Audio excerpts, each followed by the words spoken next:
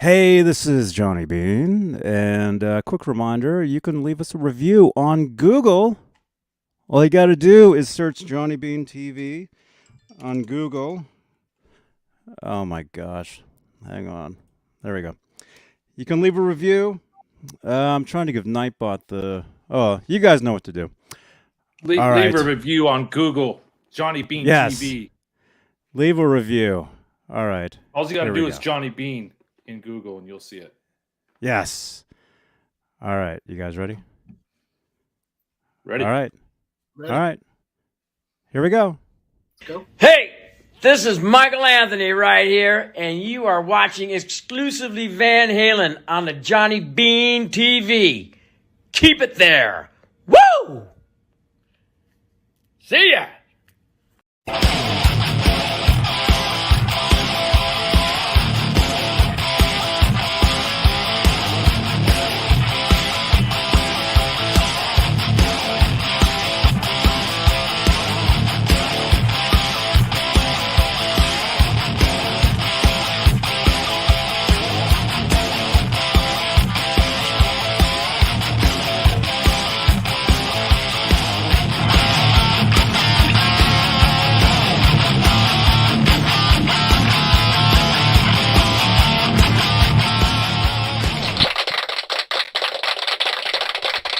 Thank you, Michael. Thank you so much.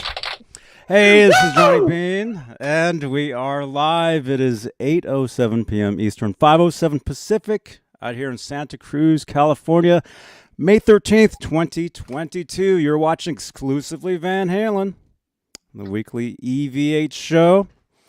And let's say hello to our channel members. Really quickly, we'll try to get through this as fast as we can. Top tier of channel members here are the executive producers, and they are Dave Ennis, Vinyl Freak 5150, Mike Neese, Music Therapy Laz, Majestic PB and J Cat, Wayno, Stevo 5150, Steve-O. False Flag,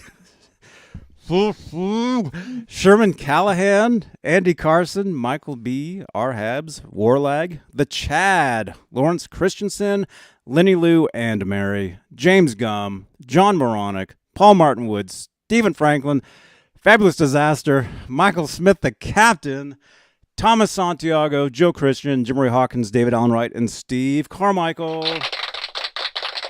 That's the top tier of channel membership here on Johnny Beane TV. If you'd like to become a channel member, click that join button right below the 15 thumbs ups. Thank you so much, you guys. I feel like I haven't done one of these shows in like 3 days. If you'd like to connect with Johnny Beane TV, WhatsApp 415-952-3263. And if you'd like to help support the channel, any super chats will change the color of these lights. You can try to wake up Ned. Brightest lights possible. We're live on Facebook. Johnny Beane TV Facebook page. We have Facebook stars, digital gift that helps in the production of these shows. And we're live all over Facebook, exclusively Van Halen Facebook group. Just under 63,000 members. EVH Gear Live group, EVH Gear Live page, Johnny Beane TV group. And I don't know. It's Whatever the biggest else. group ever. It's one of them. It's the biggest group ever, folks. It's the biggest. Join it. Look at that. Right on, man. Reporting live. Reporting live from 50 Studios. We got Lewis from FairField Guitars. We got Johnny Beane on deck. Here we go, folks. Hey. Lewis, FairField Guitar Co. Hey, man. Hey guys, how you doing? Hey, great. How are you? I'm doing well. I'm doing well. Awesome. Happy to be with you guys. Awesome, man. Lewis, where Awesome. do you reside? Which side of the continent or state do you live in? I live in a little hamlet called Fairfield, Connecticut. There you go. Fairfield Right. Guitar Co is obviously a shout out to the city I live in. Originally from the Bronx, grew up in Italy. So, Oh, wow. Yeah, I did kindergarten through fourth grade in Pisa. So if you see me leaning, that's why. It's the leaning tower affecting me. Yeah, you had a little Italian cuisine tonight before the show. I showed my I wife, and celebrated. she was like, "Where's he at?" And I'm like, "Oh, he's a plane flight away, honey." She loves Yeah, loves you're more Capri. than welcome to come over. Speaking of But, that, I guess I'm having camera issues. I don't know what's going on. Thank you though, John BL, for letting me know. And yeah, I can see my Kurt. How did you predict that, man? Well, You're I like, said, Johnny, "Hey, yeah." You're like, are you I going to be didn't- on screen? And I'm like, huh? And yeah, for some reason I'm having camera difficulties. So for right now, I'll be an avatar until I can fix this. A new avatar. Yes. Yeah. good to see you. So anyway, while Johnny's getting that going, before we get into the show, Lewis and I have been acquaintances through social media, Instagram. Probably what, Lewis, for the last 4 months? Would you say? 4 months, Right? January, more or less? Yeah. Yeah. And next year at EVH Con, which is in close to your neck of the woods, I'm going to get you to come with me for sure. Yeah, it's, that's a place that's going to hold a special place in my heart. I went there early January to check out some of the FU Tone guitars because he's one of the first ones who had them in the area, and saw a bunch of Van Halen stuff and kind of got excited and started talking to him. And then when this whole strap thing started up, he led me to Rob Johnson. He's like, you got to call Rob. Rob's the guy who's going to be able to lead you in the right. Yeah. And I missed it. He was actually having it, I think, right February, March, and he invited me. He said because of COVID, we're going to be a little bit less people than I wanted to, but I wasn't able to go the weekend he had it. But it was the beginning of November. Is when that was. Oh, okay. So it was way before I remember. Okay. Yeah. But no, cool story. It's literally 15 minutes down the road from me. Yeah, I bought this Kramer from there. Oh, nice. Yeah. Oh, nice.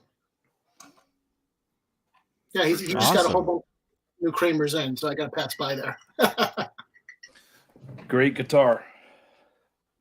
Yeah, I got my little Kramer right there. There you go. So, Johnny, any other announcements going on tonight? I don't know. I'm trying to fix my camera. I don't know why that's not. That is weird. You saw me earlier, right? No. FairField? I You never you saw when me? Was I a never black saw you. screen the entire time? Yeah. Wow. Okay. All right. Yeah, I got to figure this out. This is If you really pop weird. out, will the stream end? No. I'll try that. I'll try that real quick. Okay. He's embarrassed because So- he doesn't have a 5150 shirt on. I know. Big shout out to executive producer Steve O 5150. Well, thank you, Steve. For these shirts. He sent them out. I think we got them last week. Oh, there you are. There you are. I'm here. Oh, thank you. Thank you so much. Yeah, it's bizarre, man. I don't know why. That's like the first time that's ever happened where it was a blank screen. Maybe it's because I'm always switching in between like several programs. Like when I do this stuff, I'm always like adjusting the camera like all the time. So maybe that's what it was. I'm just Yeah, happy I to see asked Johnny. I'm like, hey, are you going to be on screen? He's like, oh, Kurt's internet's acting up. Just shut up. Oh, that's why you were asking me that. Okay. No, I had no clue. Man. No. That was weird. No, it's all good. It's all good. It's good. I'm just Okay. happy it hasn't moved since last time. So Man.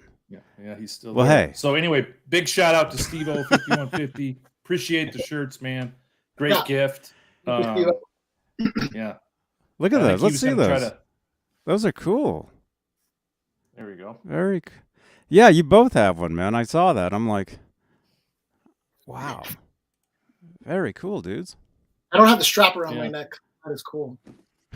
It's my other microphone. We know a guy. You know, guys,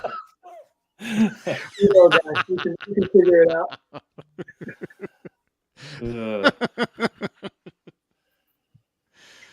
So, Wow. Johnny, Yeah. let's talk about Hey. Michael Anthony.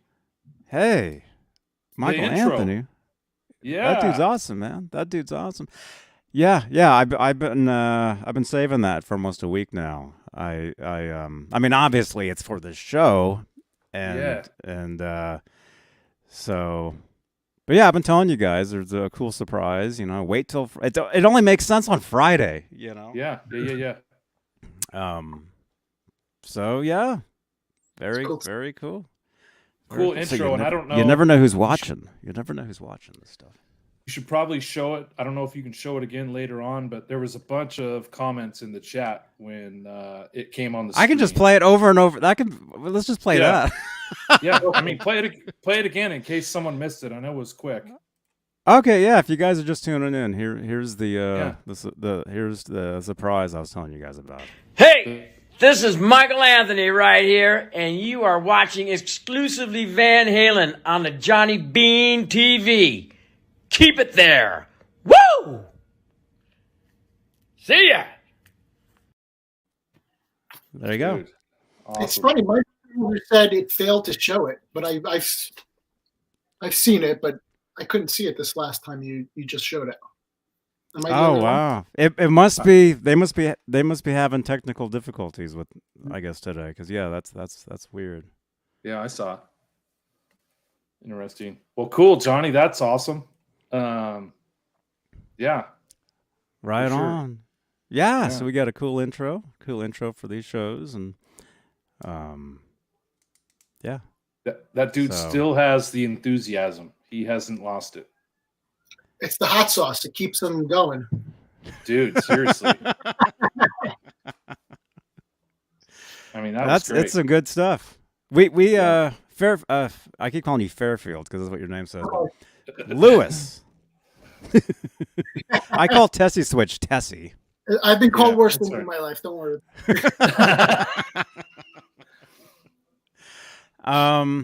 Let's see. So we did like a 45-minute call like a couple days ago, I guess. Wednesday.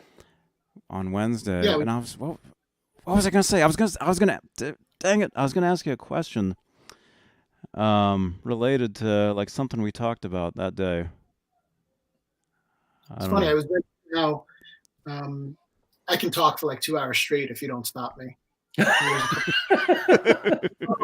laughing right now because they know how I am. So I'm being very reserved by not talking too much. Mm-hmm. Let her fly. This is the perfect place to do that, and you're here. That reminds me, man. I have I've got some. Let's see. I made a new brand here, so everything's going to kind of change. I have cool. I have some pictures loaded up here that we can show. So anything you want to talk about? I just want to make sure I have. Okay, so I've got the red, the black, and then the side by side one that you sent me with 79 Edward. I've got that one as well. But I mean, this is all about you, man. This is all about what you're doing. But Did you get a picture of the picnic table? I try to use various things around my house. So, you guys get to see all the new furniture my wife buys when I take pictures of my straps. So, Johnny, Gotta that's improvise. your joke. I Don't you remember that. is it? When we did the giveaway, you're like, does the picnic table come with it? Remember? Yeah. Oh, Bumblebee speaking strap. of that, we do have a giveaway tonight. If you guys caught our live vlog yesterday with Laz and I, we were up in Berkeley, California, Telegraph Avenue, going record shopping. We happened to run into the street vendor who was selling patches, like for your jackets and stuff. And Laz bought a little Van Halen patch. Oh, cool. So we'll be giving that away tonight. Right. So let's go ahead and let me just start collecting those entries for that because we got 67 people in here, man. Oh, cool. This is Hey, awesome, everybody. you guys. Looking at a lot of the tracks, a lot of people that have been very supportive. So thanks to everybody. I know Lewis has got about an hour's worth of content on the straps, but since we're on the topic of Michael Anthony, can we talk a little bit about his interview on the Jeremy White podcast? Mitch LaFon. Mitch LaFon, yeah. Yeah. Did you watch it? Lewis? I have not seen it. No. Oh man. Okay, so you got to check that out. That'll be some homework for you. But so they did an interview a couple weeks ago, and it landed what, Monday or Tuesday, right, Johnny? Monday or Tuesday. They actually did it last Friday. Okay. Last Friday Yeah. is when they did that. And Michael was pretty open on his Van Halen talk, and I think most of you guys know that are fans. He's always been a little reserved. He's a nice guy. He doesn't want to stir the pot. But he brought up some things that I thought were very interesting. Of course, the big topic right now is the whole Van Halen tribute concert tour, whatever show it's going to be in the future. And Michael Anthony pretty much said, I'm surprised at the whole Jason Newsted comment on being asked to play bass, because over the last year, I've been on conference calls with Dave and Alex Van Halen and their manager, Urzoff. Irving right? Azoff. Mm-hmm. Yeah, Irving Azoff. So it was interesting hearing him kind of combat the whole Jason Newsted thing. And me and Johnny probably immediately tried to put a timeline together. Like, is he talking after, or maybe was Jason Newsted presented before this conference call? Like, I don't know. What's your thoughts, Johnny? I think it's still kind of confusing, but it makes great. It stirs up the Van Halen fans, which is what they want. I mean, I said I do if anybody's brand new here, we do these weekly Van Halen shows on YouTube Fridays, but I also do a Wednesday Van Halen show on Twitch, and I talked about this on Wednesday. And Van Halen fans, I mean, they're really dedicated to this band. I mean, they whether it's Roth people, Hagar people, whatever it is, they love this band, and they want more. They just can't get enough of this stuff, of this band and the music and the drama. I mean, they want to keep the candle burning, right? It's never gonna stop. It's gonna go on forever. But there was some pretty interesting stuff in that interview with Jeremy White, our buddy Jeremy White. Yeah, Jeremy. He's been on the show a few times. Great guy.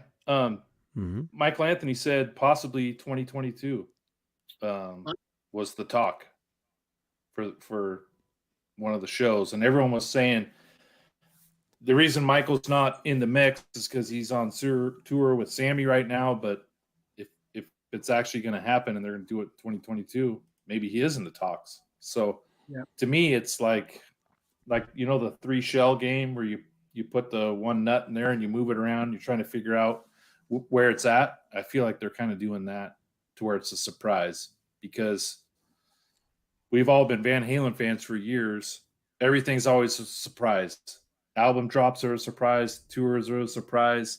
Why would they change it now?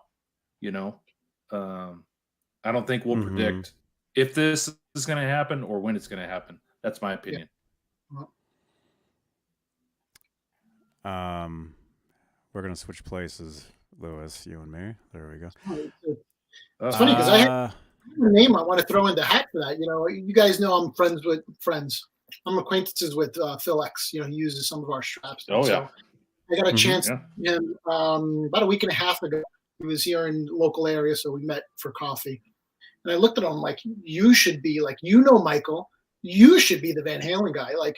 And part of me didn't want to say that to him because I respect him for what he does on his own, that I don't want to put him in the box of Van Halen. Like, I like Phil X for Phil X, and he certainly has, like all of us do, some influences from Van Halen. And I could probably hear it more with him than any other modern player. But he's like, him and Michael Anthony, like, that would be like killer. Absolutely killer.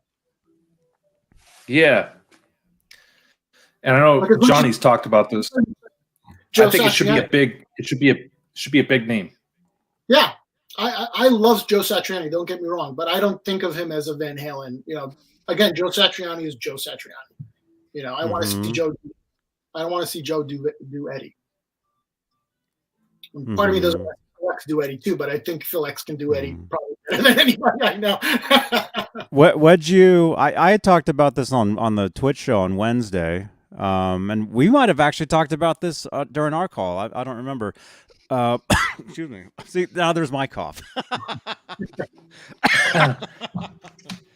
I got a Ludens if you want. Oh my goodness. Oh, cool. I think Satriani would be perfect for a Van Halen tribute because he's a name.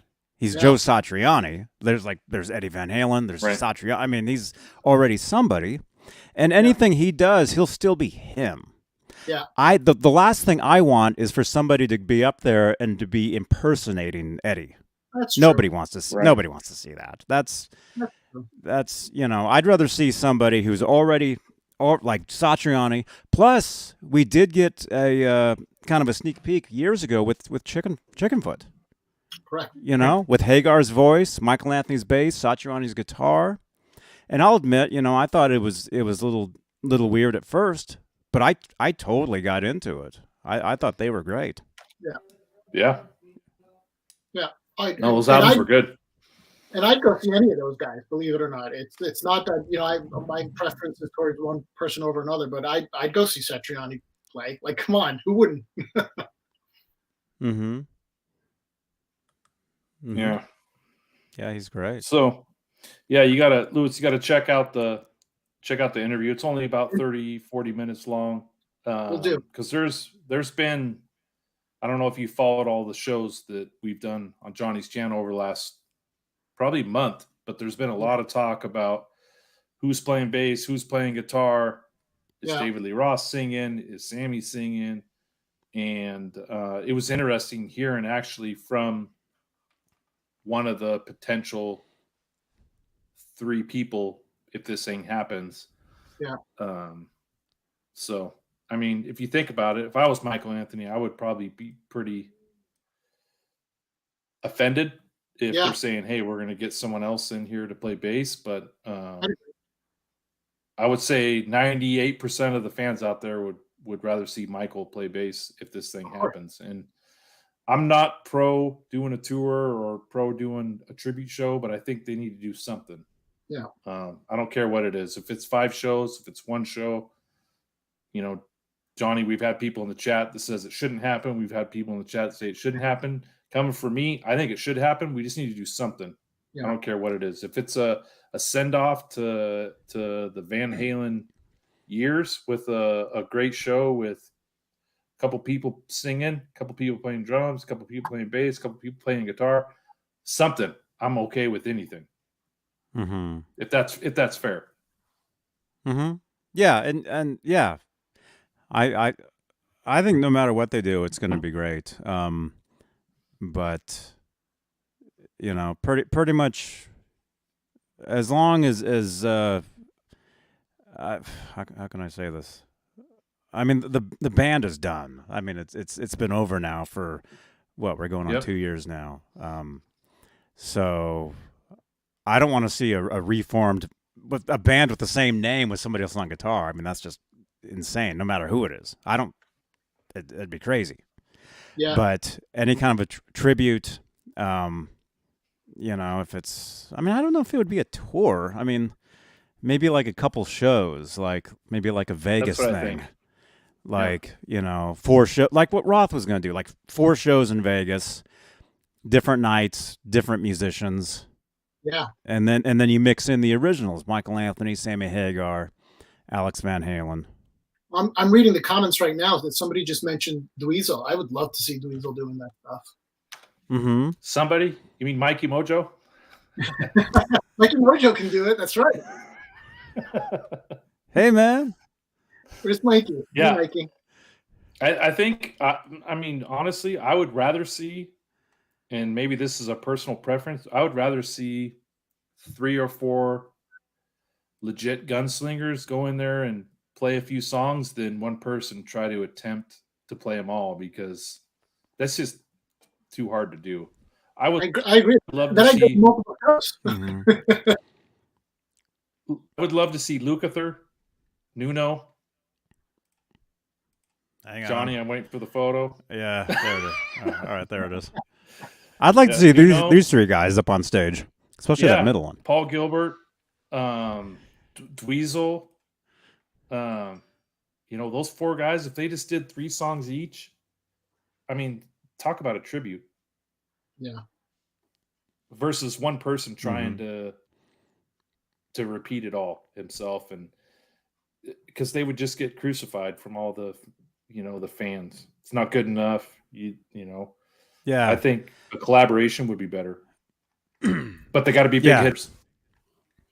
You don't want it looking like a cover band or anything. If it was different people, maybe like I said, like a Vegas thing, like 4 shows, and it'd be people that were friends with the Van Halens, friends with Edward, like you said, Steve Lukather, Dweezil Zappa, John Fott, people like that, Satriani. Yep. That would be cool. What do you think of the chat? What do you guys think? Chat's over there. Yeah, if it was a Vegas thing, I would probably go. We're going to Vegas right after NAMM, and like flights for me out of Seattle are like $70. So wow. I would definitely. You can make that back in one night. Yeah, they want to. Oh yeah, right. I gamble. The only time I gamble is when I walk out of the house and drive in my car. And that's it. Oh no.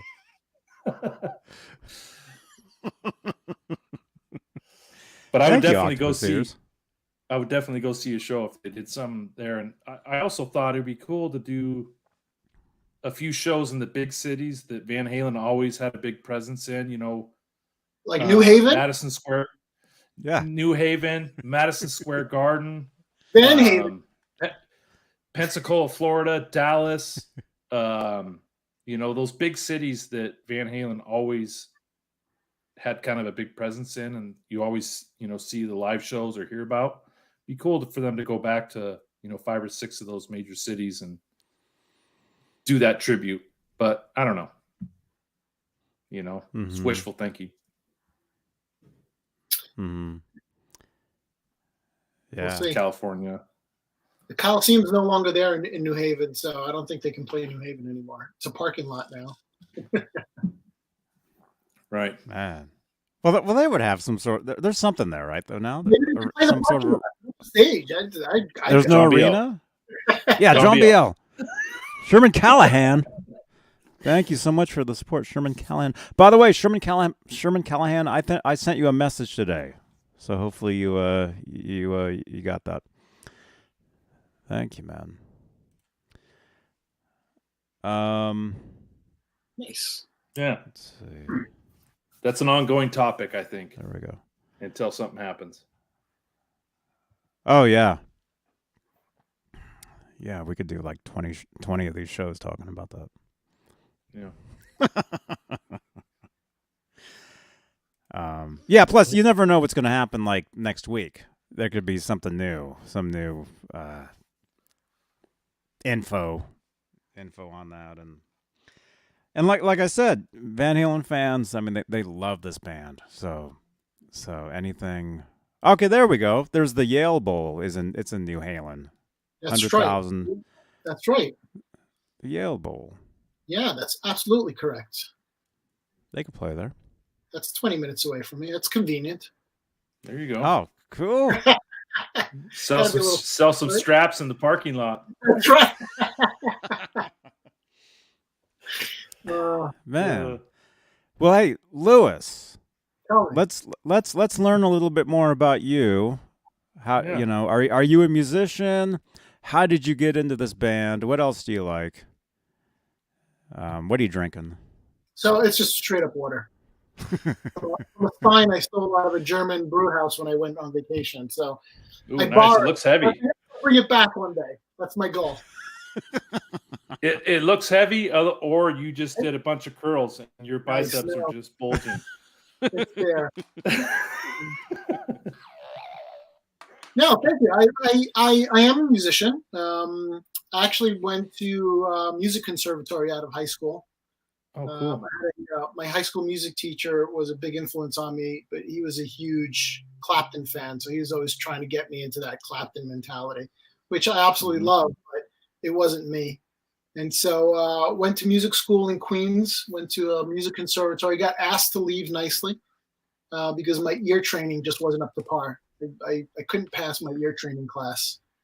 So they said, you might want to consider a different major if you can't hear what's going on in the orchestra. It was a classically based school. So I ended up going to FIT with Fashion Institute. My grandfather was a tailor, so I had that influence in me, and kind of what brought me here with the straps. You know, working in the men's clothing industry, you get connected with different leather manufacturers and manufacturers that will relate back to straps. So still play every day. You know, I'm not a Van Halen type player. I'm not a fast player at all. I appreciate him more than I try to copy him, let's say.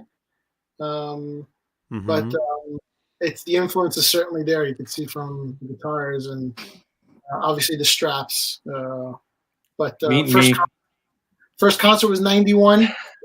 I saw them with Alice in Chains. Cool. So did I. Really? Yeah. I saw them with them too. JG, thank you guys. It's one of my favorite bands, and I remember I've seen them 6 times, but not 91. Oh, you didn't see them in the '90s? What month? No, Lewis. What month did you see them? What month? Yeah, I wrote it down. I knew you were going to ask me that. October 27th. So, Falling Off for Carnal Knowledge came out in what, like July? June. So, and I remember June 17th. I remember Joe. Nerd. I bought it the day it came out. I was I skipped school listening to it driving around town. Yeah. You were doing the runaround. I was. Oh. I was. So wait, you said August. You said October? What did you say? I saw them in October of '91, correct. October. Okay. I saw them in August '91. And when you saw them, was Lane Stanley, was he in a wheelchair? Lane Staley. Oh, Stanley? I don't remember at all. The only thing I remember, honestly, other than staring at Ed for the whole concert, I remember Jerry Cantrell playing the Music Man. Oh, cool. Yeah, he had one, I think, that Eddie gifted to him, and he was playing it on stage. Johnny and I get off on this stuff, Lewis, just so you know. Yeah, and only this stuff. But that's all I remember. I remember, obviously, watching Eddie, but and back then, you know, Alice in Chains was on the radio like every other song was Alice in Chains.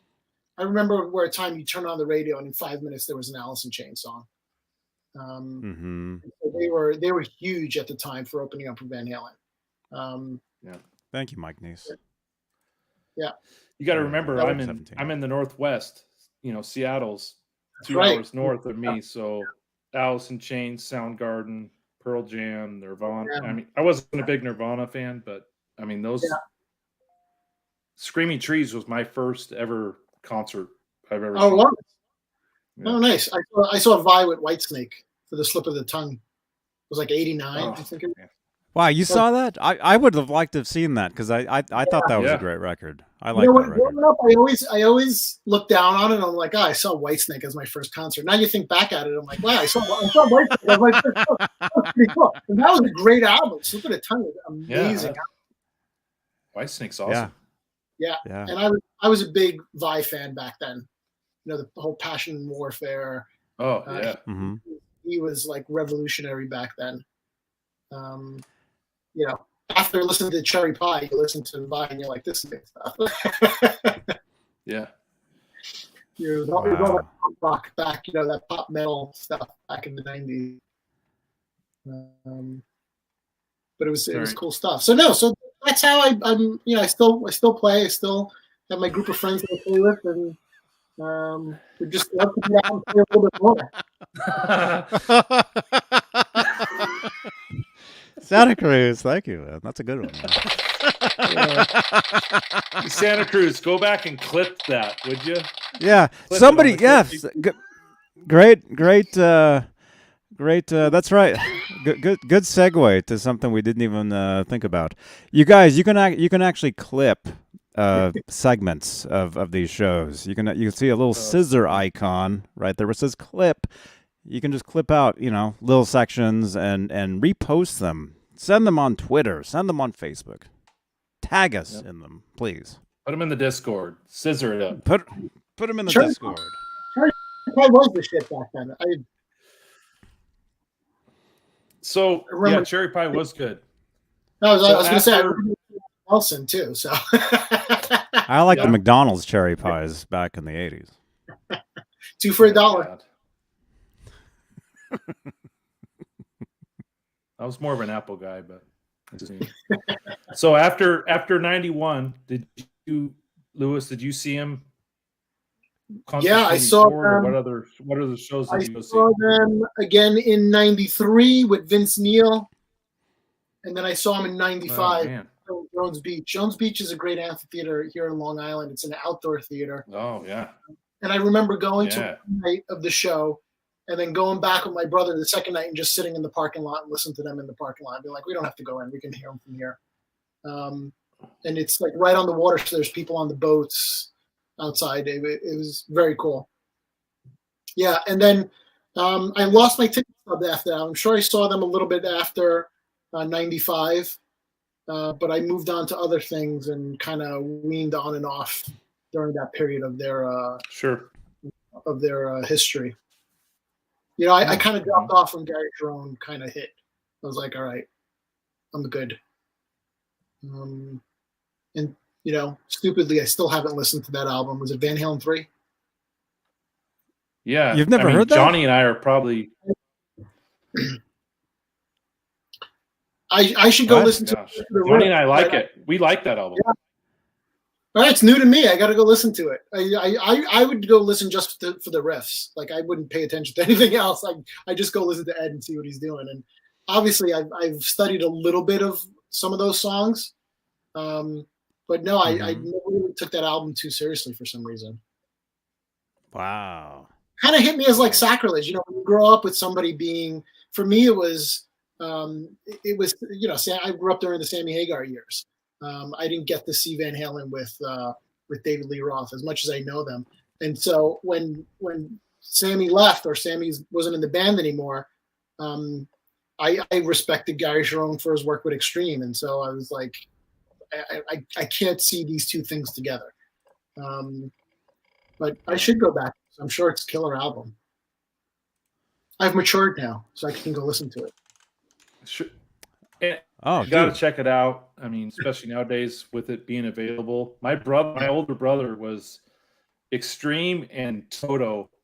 Extreme, Toto, and Boston were his 3 favorite bands. But when they hired Gary Cherone, it was like high fives. Like, oh, this is going to be great. We always thought Gary Cherone was a perfect mix between Hagar and David Lee Roth. But the live shows they did in '98, right, Johnny? Yeah. I know you missed that. Were great. They like Gary Cherone killed it live. I wanted to see it. Van Halen 3 album.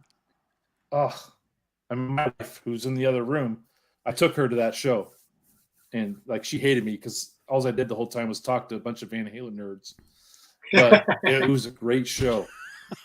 Like she's like, you just talk to all the people around you, but it was a great show. He Gary Cherone was great live, for sure. Oh, I bet he's a great singer. Yeah. Oh, he's awesome. And yeah, I would have loved to have seen that tour, but I was basically on tour myself that year. That's when I was living with Desmond Child, so I couldn't get out and get to any of those shows. But I did see the MTV 10-spot show they did, and then people were sending me VHS tapes of the different shows, so I'm familiar with it. Yeah. Yeah. It's a good album. I mean, out of all the albums, Van Halen 3 isn't at the bottom for me. It's like good. second or third from the bottom, I would say. Okay. Right? I mean, Johnny, would you agree? Interesting question then. What's at the bottom for you then? Yeah, what's Oh man, here we Is go. internet? It's probably Different Kind of Truth. Yeah, I know my internet's whacking out. But, Different Kind of Truth is probably the least favorite. Whoa. Did you guys get that? Which one? Yeah. Sorry. Different Kind of Truth. Oh, okay. A different kind of dial-up. No. Yeah, man. Different kind of AOL. Are you in AOL right now? That's right, Symmetry. That's right, man. Hashtag win in the chat if you guys want to win a VH patch tonight, courtesy of Laz, Music Therapy Laz. It's funny. It's funny because my favorite Van Halen song, and I know I'm going to get a lot of slack for this, is Amsterdam. I love that song. Even after all the early stuff, and maybe because it was Eddie as he matured, and I listened to so much of the early Eddie that, you practice it, you play it, that when Amsterdam came out, I'm like, this guy is still amazing. That song It's really, a great song, man. I love that song. Yeah, that's a great one. What did you think of the footage of Eddie working the riff out in 1987? Did you see that? Don't tell me you haven't seen it. I have not seen it. No. I am sending it to you right now, dude. Johnny, that was a major find for us, Fanny. It was. Really? It was not. Huh?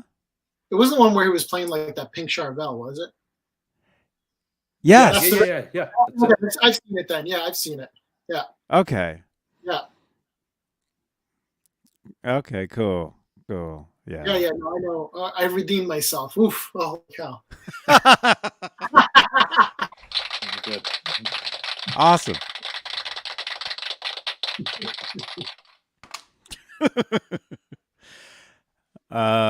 So let me see. Okay. So you were saying let's go back to let's learn more about you, man. Yeah. Well, You Lewis, what? Yeah. You're on the spotlight. Yeah, Lewis. When did you start playing guitar? When did you get into that? So I came back from Italy in '86, and my parents thought I needed a hobby. So it was '87. I was born in '7, and for my birthday that year, my parents got me a guitar.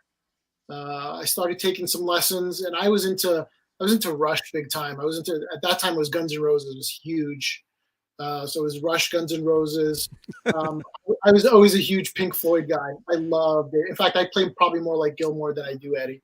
And then my first guitar teacher was like, "Here's some Van Halen," and I was just immediately floored. I was like, "I can't believe." So I was late to the game.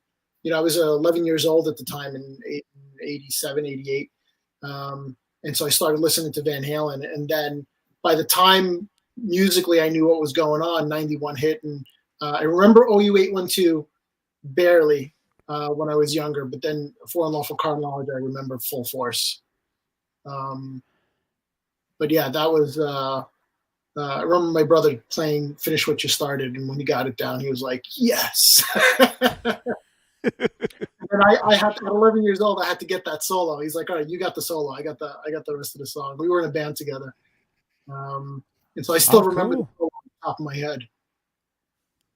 Mm-hmm. Those stressful moments that stick with you of like, all right, I got to nail this solo. Man, dude, it's crazy because back then, I mean, we're all roughly the same age. Sorry, I have to mute for 1 second. I mean, back then we just have these memories. Unless your family had a camcorder and you were able to document a lot of these moments. These days you can pick up your phone and everything's just, I mean, we're documenting this right now, but it's just it's wild just to go back and think of, back then picking up your first guitar, learning, these riffs or being in bands or, at that age. I remember great. too. I wanted a red Music Man, and I wanted a flame maple top, and I was anal about getting a flame maple top. And back then, not too many people in New York City were selling. Obviously I was a New Yorker back then, not a Connecticutan. Not too many people were selling music. So it was hard trying to find one. I ended up finding one at a little mom and pop store in Staten The Island. stores, dealers, Yeah, dealers. You mean? Yes. Yeah. Sam Ash at the time, which was the local store by me. Sam Ash was huge into PRS. And everybody was telling me, you got to get a PRS. It can do a Gibson. It can do a Strat. You got to get it. You got to get it. And I was obsessed with this red. I wanted red because one of Ed's favorite ones back then was the red one. But I wasn't a cool. I wanted the flame one.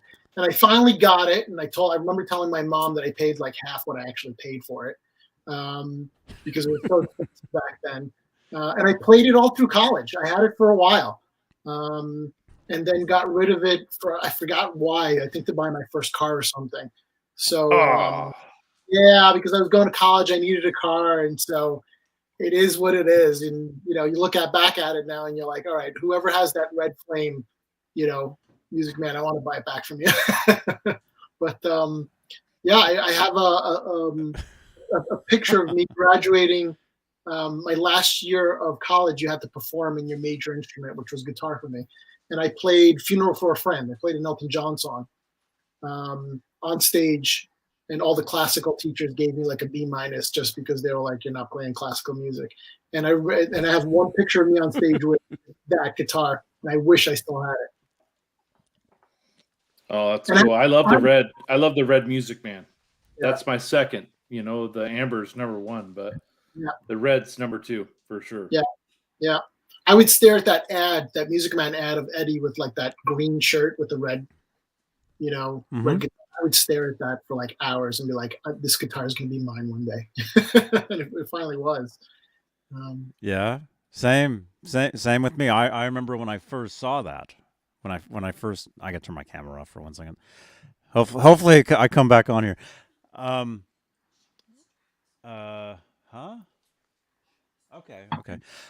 All right, here we go. You guys can see me, right? Yes. Yeah. Okay. I remember seeing that ad, and I think it wasn't Guitar Player. I want to say it was guitarist for the practicing musician. I want to say Satriani. Yep. Wasn't. Oh no, it wasn't that one. It wasn't that one. It was I have it. I have it here if you want. I can go pull it out. I have the magazine up here. The one that I think the very first issue it was in was the Richie Blackmore Guitar World. Oh yeah, let's check that stuff out too. I think it was the Richie Blackmore Guitar World '91. That's the one that I first saw. I saw that ad, and it's funny you were talking about PRS because I wanted a PRS because of Ted Nugent, because of Damn Yankees. Yeah, that's right. But once I saw that David Bertinelli photo with Edward with the green shirt with the red Music Man at 5150, I'm like, that's the guitar I want. Yeah. Here, this is another I used to stare at for hours. The purple one. Yeah. That purple one was killer. Yeah. I think the purple one was like second for me, was like, oh yeah. I mean, they're all good. I want them all. I might have ripped it out and framed it. I might have it in the other room. So as he's looking for that, there was a comment from Santa Cruz. So Johnny, Kurt, and Lewis, you were born the year Van Halen were making their debut album. Santa Cruz 3600. I was born like 7 days after they started recording that album in November of '77. Yeah, man. And that's I was born in '84. Or you're 80. No, I must have ripped it out. Or was that 64? I can't remember. One of them. But yeah, what magazines are those, man? Are they all research? Well, this is my Van Halen collection, and this is my my other. These are those old Guitar for the Practicing Musician. Yeah. These old magazines that I kept. One of my favorite ones. And who do you reach out to when you need a photo? This guy called Kurt, and he got every single one of them. That's how Lewis and I kind of got connected. Yeah. The great part about you though is that like there's no, it's not like your internet. You ask a question and the photo's there in like 2 seconds. For sure, you nailed it right there. You're right. You have everything like cataloged to the like nth degree. Yeah. And I'm going to take this opportunity to thank you and Steve-O and Mikey as well for being a huge influence on pushing me to do different things. We talk about these straps, and it came out with this guy. This is where it came from. It started with this. I found the guy who has a bunch of these stored away for the past 80 years. So the U.S. government made this buckle strap. They call it the gunner strap. They call it the bomber strap. So old bombers. Gunners in a plane would latch themselves into the plane with this. And it's a heavy duty, United States military made piece of metal. They don't make it anymore. It's a legit, it's funny. One gentleman wrote to me about, is it going to ruin my guitar? And I'm like, hell yeah, it's going to ruin your guitar. It's going to put a nice big dent in your guitar. You have a guitar, this is not the strap for you. And he was like, you think if I put something, no, it's gonna dent it. It's going to put a nice big dent into it. And it's a heavy piece of military equipment. And it started from there. And then you guys were the ones that were like, you should look into this, you should look into that. And it just snowballed from there. And people mentioned to me, it's, from 1978 till like 2 years ago, nobody really even thought about the straps that Eddie would use. And right. I would, and maybe it was my fascination back like in the 90s staring at the pictures. Because I remember even when I got the Music Man, I'm like, I got to get the strap that matches with the red Ernie Ball logo, because there was 3 colors. There was a red, there was a blue, there was a gold. Yep. Yeah. I have 2 of the blue ones that I got back in the. Yeah, that I got back in. Well, no, I mean the strap, not.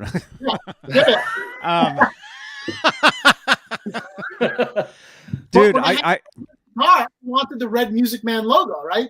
And I paid attention to all that stuff. And it kind of must have trickled down to, go looking at some old pictures and figuring it out from there. But you guys have been tremendously helpful, and I couldn't be where I am without your help. So it's very much appreciated. Well, it's my pleasure, man. Just like I said earlier in the show, keeping the candle burning.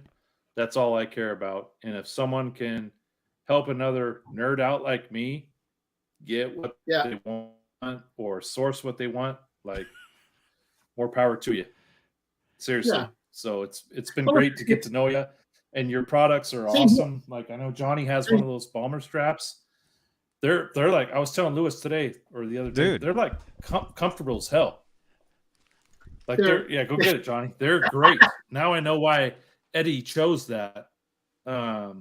It's a great strap. It makes me think on quality made. Thank you. Yeah, go ahead. Thank you. No, on a side note, I was going to say, there's that picture of them practicing in the studio where he's got that hollowed out bomb. Yeah. There must have been like a World War II or an Army surplus store next to him. Surplus store. Yeah.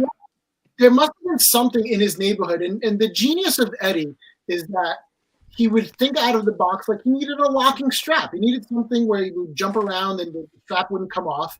And he thought of different ways of making a locking strap, which nowadays is like a secondary thought. Like, even I remember back in the 90s, there's the blue one. I've had these since the 90s. I used to work at a guitar store in Berkeley, and I was able to call up Music Man and get these brand new for $15 a piece. Oh man! People would kill you for one of those. I had 4 of them back in the day. I had 2 of the red ones, which are longer. I got rid of them because they were too long, but I still have these 2 blue ones that I do use.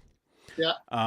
But if I would have known, I could have just gotten like boxes of these things. Right. Oh my gosh. Well, I get people asking me. I get people asking me if I'm going to make those all the time. I just don't want to deal with the lawsuits involved with, Music Man. Yeah. I don't want to go near it. It's, I'm here for the fun of it. I'm not here ultimately. Right. I tell Kurt all the time, I'm not here to make money. I'm here to, I have a day job. This is just fun for me to connect with my community, meet people like you guys, and everybody who's commented. I got chills even coming onto the show tonight where I got a couple messages from some customers who were like, have a great show tonight. And I'm like, how awesome is that? Like the community is just absolutely amazing. And one great thing that, I'll tout is when I first started making these straps, the first run of 50, because I didn't know how many of these buckles really existed because the supplier I worked with was being very quiet about how many were out there. Because there's not a ton out there. There's a box with God knows how many. I said, you know what? Let me try to give back a little bit. So I think it was like 10% of every sale. I put some money aside for cancer research, and we ended up giving $1,000. So I say we because you guys did it more than me. We ended up giving $1,000 to the American Cancer Society. That's cool. Wow. My dad passed away from cancer. There's a lot of people that were affected by it. And so giving back. Now it's turning into a little bit more of a business where my wife's like, hey, what's coming in? What's going out? And so I have to be a little bit more careful because now it's turned into In and out. Yeah. I got to cool it down a little bit and try to think That's of why you something buy every guitar in the same color. You know that, right? But We've talked about this. There's hiding places in your house that your wife doesn't know about. believe me, she hasn't the found the complaint yet. So, and she's not watching tonight, which is great. So she doesn't know what's going on. Yeah. My wife's never looked behind the hot water heater ever. Don't go in the basement, honey. There's ghosts down there. But Lewis, you talk about the possibly being an Army surplus store. When Van Halen went out on tour in '78, they all were wearing they're from California, right? Where wearing a heavy jacket isn't a big deal, but they actually went to a surplus store and all got like Army drab Army surplus jackets and were wearing them, back east where it was cold. You look at some of those photos, like the one where they're in front of the McDonald's sign. Yeah. Oh, that's right. Eddie and Dave are wearing Army surplus jackets. Really? So something. Yeah. All right. Must have been like God knows what happened. Does anybody know what happened to that bomb? The rack system bomb? Yeah, I don't know where he got it. There's photos of that thing painted and pre-painted, but it's got to be connected. What do you think, Johnny? I really don't. I don't know where it is. People have asked me that for years. Like, do you know anything about that? Do you know where it is? Whatever. But do you think it's tied to the whole like Army surplus, strap, boots, and surplus jackets they were wearing? Could be. Could be. Yeah. I mean, it is a cool thing to have on stage, and it was perfect height to have his what is that? Was it the Univox or whatever that was in there to adjust the the effects. Imagine trying to move that. No. Yeah. Who knows? That's what Rudy's for. That's right. That's what Rudy's. But this is the genius of Eddie. Like I don't think he did it realizing like, hey, I'm going to make a bomber strap cool. He was just thinking of I need something to, fulfill this need I have, and he was just looking for ideas. Yeah, definitely function. Kurt and I joke all the time. Like if Eddie really wanted to make money, past in his career, he would make like electrical tape. The guy put electrical tape on everything, like on everything. He took a dog strap and put electrical tape on it. Like there's that picture of the Frankenstrat with like tape, just like he took like this red piece of fabric and made a strap out of it, and just there's a million rolls of electrical tape going on. I'm like, the guy must have loved electrical tape. It was Yeah, insane. all over his upper horn. He put electrical tape in the Everywhere. cavity where the volume pot is. Yeah. Electrical tape probably on his pedal board, I'm sure, back in the day. And I've tried using it, like you see the Rasta back there. I've tried using electrical tape to paint guitars. It doesn't come out as great as some other tapes, but maybe they had different, viscosities of spray paint back then that worked better. So I don't know. But We haven't talked about this? We haven't talked about. You've talked about that. I'm sure you have. Gaffer's tape. But gaffer's tape is not electrical tape. I know, but it doesn't leave a sticky residue and it sticks really well. I think he used gaffer tape on his picks and when he striped some guitars. I think a lot of that was gaffer's tape because it was Johnny knows because he's been on tour. That they use that for everything, right, Johnny? Yeah. Oh yeah. Yeah, gaffer's tape. You use all this stuff for everything. Right. Next time, next build, I'm going to try gaffer's tape. Yeah. Yep. I'll be right back. Give me 2 seconds. We'll see. He's going to go get gaffer's tape. But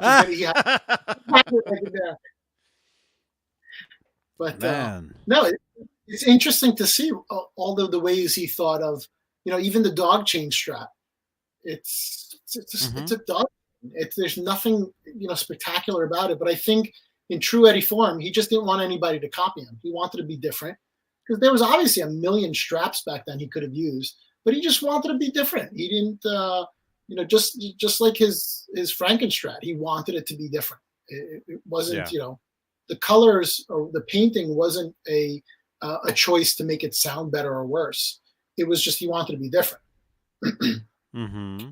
It trickled down to a lot of things that he did. Yeah, I think everything. I mean, he was so unique and so special, and there'll never be another like him ever again. Correct. Ever. Correct. But just being. I was gonna say just being able to find guitar parts nowadays, like nothing. Like you go on your phone and you can get anything you want anytime you want it.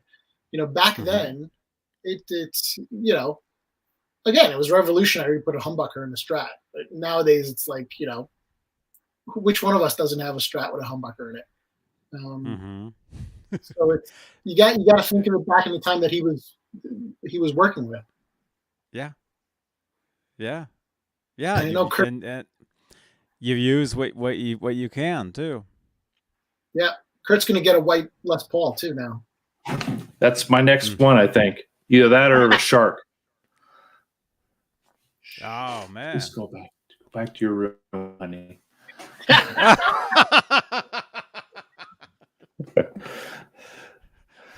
Oh man. So yeah, but it's fun looking at the straps because he did have periods, just like he did with guitars. He was very loyal to certain straps for certain times. He used the bomber strap on 3 guitars. So he used it on the black and white Frankie, used it on the Shark, and he used it backwards. He would use the leather part of it on the Dragon guitar. Yeah. And so you see him using there. Then he interwove it with this. Oh, that's awesome, man. So I was able to find the correct links, make it, and I'm a lot of people know I made 10 of them, and I'm going to be sourcing some more. Obviously, with this slowdown and everything across the country, from leather to everything, food, it's been a little hard to find the right pieces. This has taken me a long time to produce accurately. I could produce it pretty quickly, but to produce it accurately is pretty hard. So where's my camera? The links there are the links that I use. The links to close it, to attach it to the chain are the original ones. The duct tape is error correct. Yeah, and there's actually a list of black electrical tape, amazingly. Black electrical tape underneath it. And I think he did that because the clasp here that they used to close it, I could see it rubbing against your shoulder and bothering you. So I think the tape here was more for comfort, so it wouldn't bother him on his shoulder. And this was really hard to find. This flat spring hook. And then obviously I make mine with a adjustable link. There should be another one of these links there, but these little links there. But obviously we're not Eddie, and we need to adjust it according to our needs. So this one's going to be coming back soon. I'm working with somebody to get this done in the next couple of weeks. A lot of interest in this guy, which is really nice to see. And Lewis, if I may, Yeah. a few major subjects on that. One, he has been very meticulous on that choker collar, making sure that it's the right number of studs, the right cutout of the leather, the taper on the end. So it's not something Lewis just wants to throw out there and say, hey, this looks like the strap that Eddie used. He's really been working on this for like 4 months, making sure he gets it correct. Yeah. And there's a lot of people out there who build their own replicas and want to try to emulate these straps, and you can't. For instance, the dog class on those, I tried helping Lewis find some, and I looked for hours, and I couldn't find them, but he was able to source them. So I have a fun story about these. My wife didn't. My wife didn't speak to me for 3 weeks because I was researching where I could find these. Because the news out there was that they don't make them anymore. They only made them back in the 60s and 70s. You can't find them. I ended up finding them and actually dipped them in vinegar overnight to relic them a little bit, so the shine would come off of them, and then polishing them up with some metal polish. But what's unique to them is the mushroom head, or whatever the hell you want to call that, cloverleaf, like dimple there. Yeah, cloverleaf. The cloverleaf. Yeah, that's looks like a cloud. The hard part to find. Yeah, it's like a cloud, and I think, and Lewis and I have talked when we were looking for these, I think they're somewhat related to the horse industry. With that I don't know. Interesting. Yeah, for the horse industry. You mean making glue? No. No, for horse leashes and the whole system when it comes to riding horses. Yeah, whether it be a leash or a something you clasp onto a fence, or something you clasp onto a saddle, a whip, anything like that. I think that's where they're coming from. It's funny you mention that. When I was first starting to research those, one of my colleagues who works in accessories for men's looked at me and he's like, "It looks very English," because it doesn't look like an American clasp. It looks like an English clasp. And it's funny, it kind of does, but God knows where he found it. It must have been like the local hardware store in like California where he found it. Right. But it's basically a dog leash. There's conversations about was it an S&M shop and he bought a collar, or was it a dog shop? And I don't know those details. I'm just, like you said, I'm just trying to copy it as accurately as I can. The hard part about the pictures with Eddie is it would always land that part behind his shoulder. He was such a small guy that you'd end up seeing this more than anything. And there was really not a ton of great pictures of the detail of the actual strap. And you want details of the strap, watch Rocky 2. If you remember Butkus, Rocky's dog. Yeah. He has that same collar. Same collar. No way. Yeah, and that's like 78, 79. Yeah. About that time. That's right. There, check it out. That's what Lewis will be doing tonight. He'll be watching Rocky 2. I never saw that movie. I'll have to watch it too. Yeah, me too. What? Oh my god! It's like my Van Halen 3 comment. Yeah. Yeah. But if you guys think that you can, can throw these things together, like literally, it's not that easy, because I've tried. No, and Lewis has connections in his industry where he can source it, and I think that's the big thing is trusting the people that can get the right product, because people like Rob Johnson, if it's the wrong color of chrome or the links are too small, he won't even look at it. Yeah. He'll look at it. He'll just throw it away. Yeah, exactly. He already contacted Lewis. Yeah, go ahead, Lewis. He gave me a huge compliment about 2 weeks ago. He's like, after looking at all your straps, I realized I have the wrong ones. I need 3 of yours. So Yep. he lives about 2 hours north of me. So one day I'm just going to go meet him, take a tour of the museum.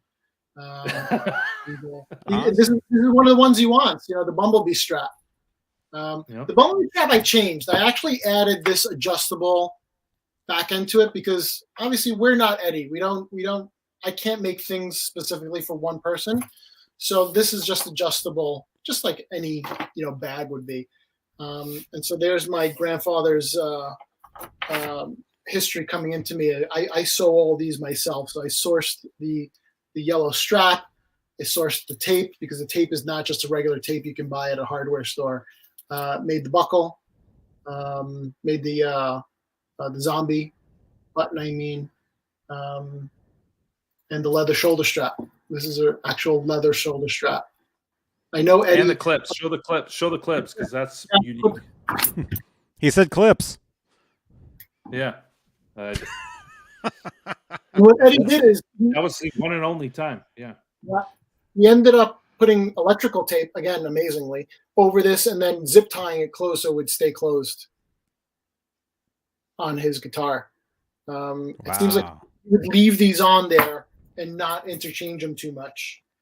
So that was the 70s. Yeah, sorry?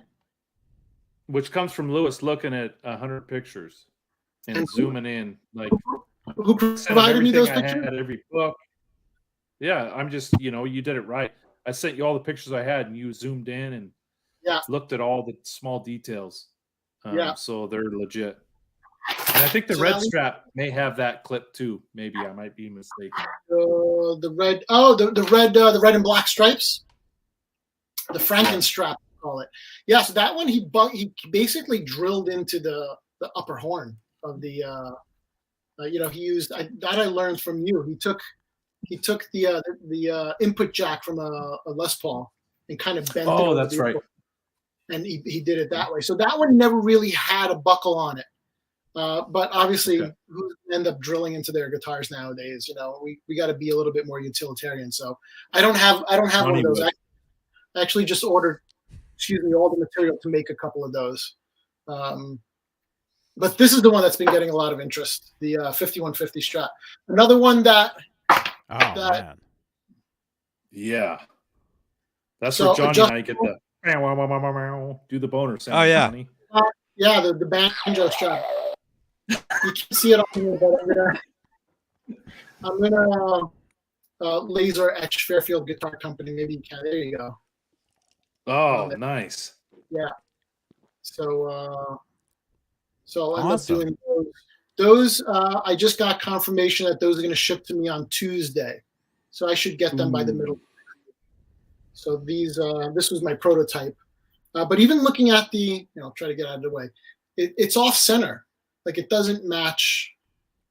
Oh yeah, I see that. This is not exactly the same space as there. It's kind of like off center. And I think because the banjo players needed more room on one side to play, and so they did it that way. It's a little off center. So that's legit. Yeah, this is copied, and the height here was studied. There's another one where it's got a little ridge in it. It's like cut out. And I think that's just after use, he kind of like ripped into it because he would wrap electrical tape around this thing and around the back of that as well. In fact, I kind of fooled around with it a little bit and put a little electrical tape on the back here. But he would put electrical tape on everything. So this one's going to be available next week.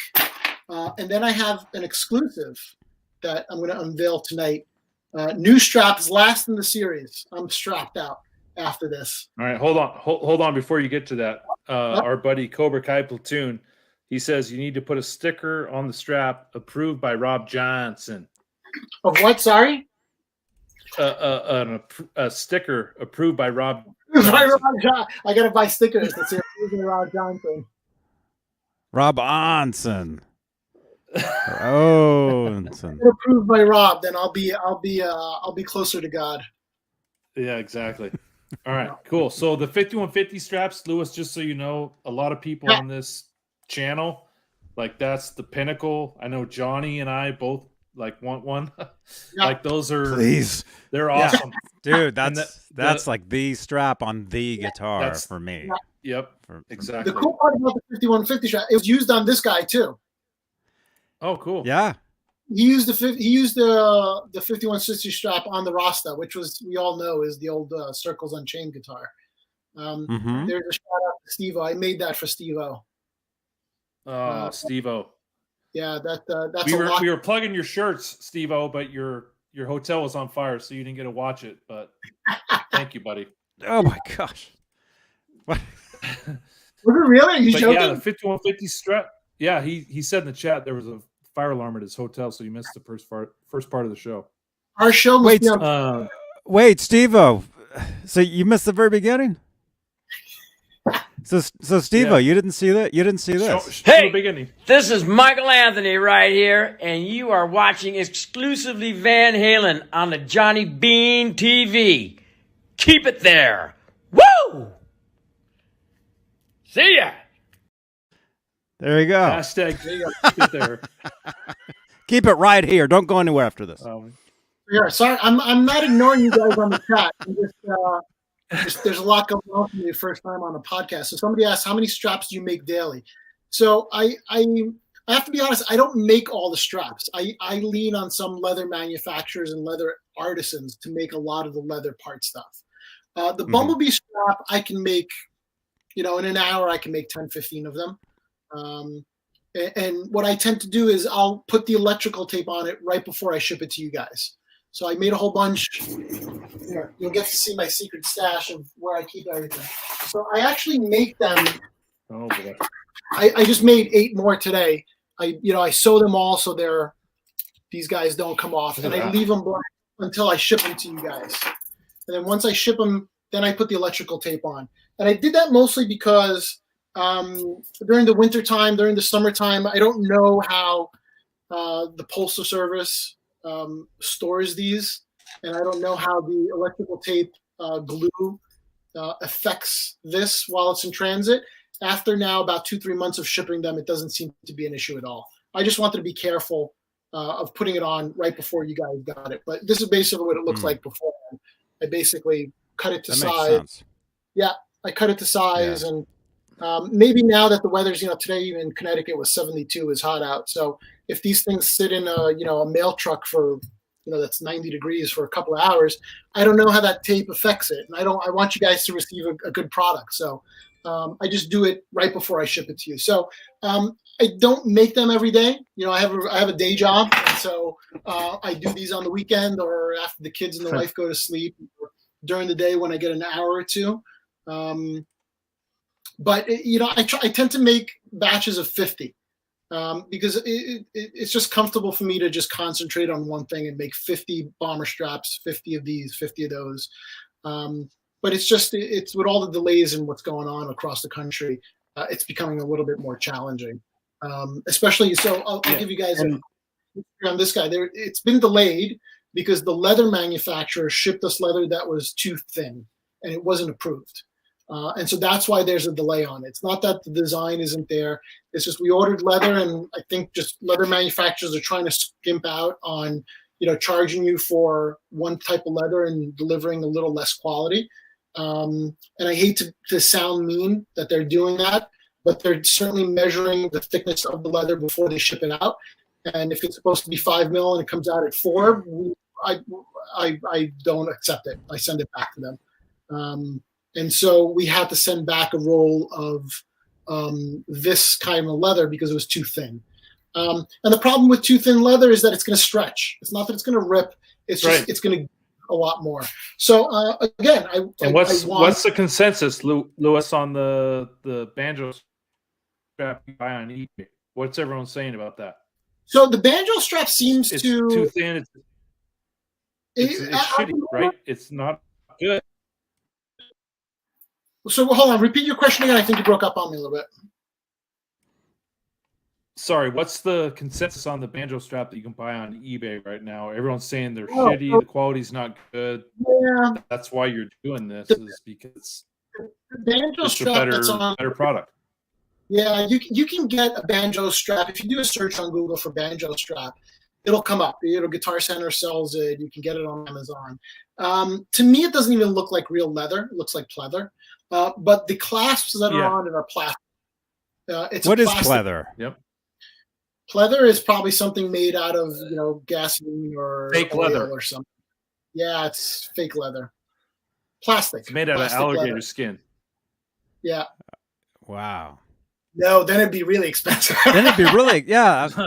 Hey, Serpent Apple Music, thank you for becoming a member here on the channel. Thank you so much. Cool. Steve-O, I'd love to show the rope strap. I don't have one. I ran out of Steve-O's asked me to show the rope strap, or the fucking strap as I call it. I don't have one here. If maybe I can pull it up on the website. Or It's Steve-O could send it to Johnny on the WhatsApp It's this guy. if he has one. Yeah, look at that. Oh, cool. That's legit, folks. Yeah. The hard part about that one is it can't be adjustable, so I have to make them in specific lengths. So Mhm. I just put it back on the website today in different lengths that you can adjust, but it doesn't have a clasp that's adjustable. So I can't make one length and sell it. I gotta talk to everybody individually and see what length they need. But that, the 5150, going back to it for a second, that's the one that Rob was like, "You have the right one. I have the wrong one. I need one of those." And so You heard it, folks. Yeah. I also have some friends that are not Van Halen fans that saw the picture and they're like, "I want one of those. I need one of those. Those are cool straps." Just a plain black strap with a nice buckle on it. We'll make some Van Halen fans come, or non-Van Halen fans come over to our side. So if that helps, great. Come on. That's right. Dude. Yeah. That's the strap, man. That's the strap. Right. To end this whole strap situation, I'm going to show you a picture, and you'll tell me if what the last strap is going to be. What should the last Cobra strap Kai, be? are you on? Here, let's show you another picture. Buckle up, boys.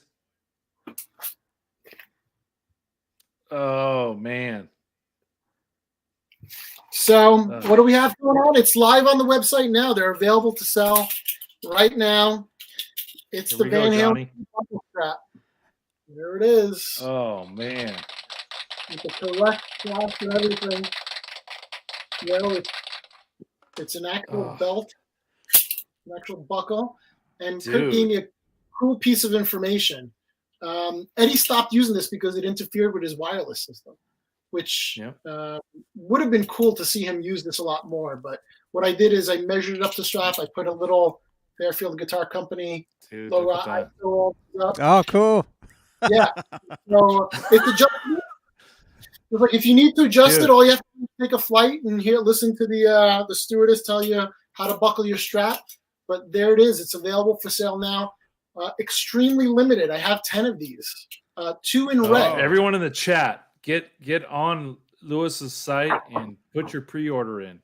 Seriously. To pre-order, it'll get shipped on Monday if you order it. Those are ready to go. Oh my gosh. Yeah, I have those ready to go. Rob Johnson already has one put aside for him. Okay, let's look at this actually. No one has made these before, just so you guys know, people. No one's made this.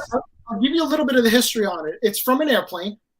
And the hard part about finding them is that people who restore airplanes want those straps. So I'm not the only one who's going after looking for these buckles. It's plane restore. You're competing with Boeing. Oh my God, you have no clue what I'm competing with. These guys are like ruthless. So those, I'm selling them for $250 because I'm putting a lot of work into sewing them and making them right. But if you go on eBay and you find the right one, they'll sell for $100 with the wrong, for us as Van Halen fans, with the wrong buckles. There's really this underworld of airplane, restoration. And I've had to compete with a couple of these guys, and I can only get my hands on 8 of those, and I've been looking for the last 2 months. Well, for an hour and a half for me is a Boeing museum where there's at least 800 planes that are like grounded and are in like a field. I could jump the fence and I could go grab you 200 straps if you want. Well, here, I'll give you another little piece of history. It's from a Cessna. They'll never see you again, but it's from a passenger plane. It's from a Cessna passenger plane.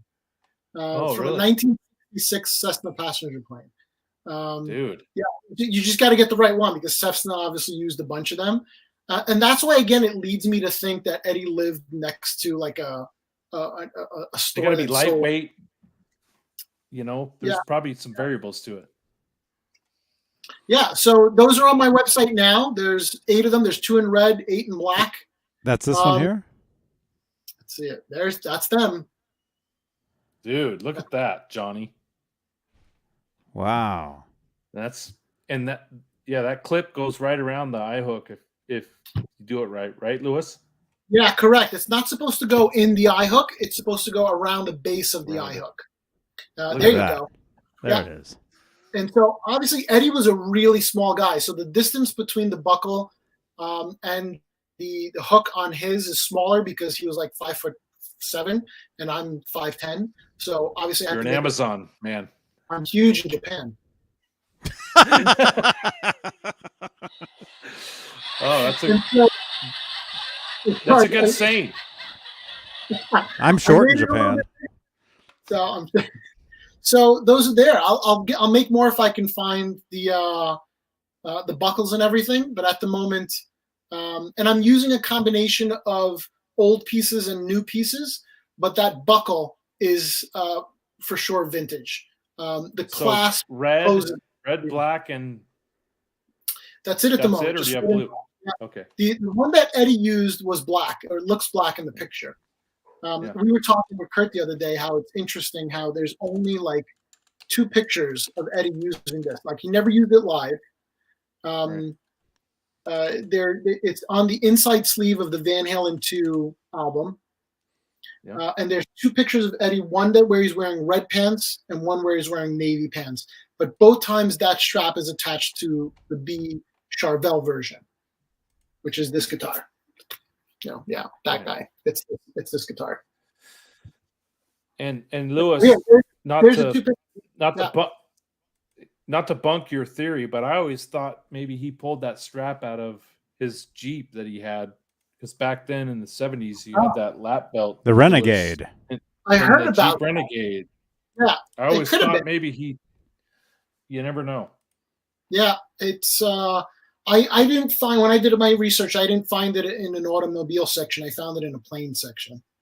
So you looked at the photo and you matched the whole mechanism. Yeah. Yeah, because that's pretty legit. This is very, you can't fake this, and this is probably where they would latch it onto the plane, to have the buckle behind the seat. You can't copy this. This took me a while to figure out what it was and where it is. And this is the repro. This is not the original one. Let me get you Rod Johnson's. I'll show you the original one, because Rob's getting the original one. Wow. Rob Johnson. And what's that guitar back there? So here's the original one. Oh, it's compared to the repro. It's not that far off. Yeah. But the original one is a little bit longer clasp here. But this is the same buckle. That's Rob's?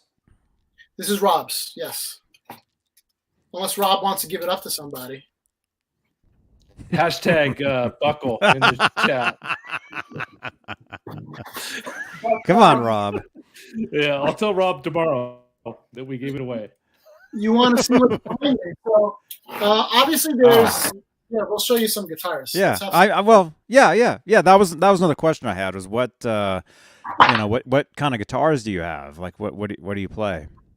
So this was oh wow, look at that one. This was a fun project for Steve-O, just copying the roster. Dude.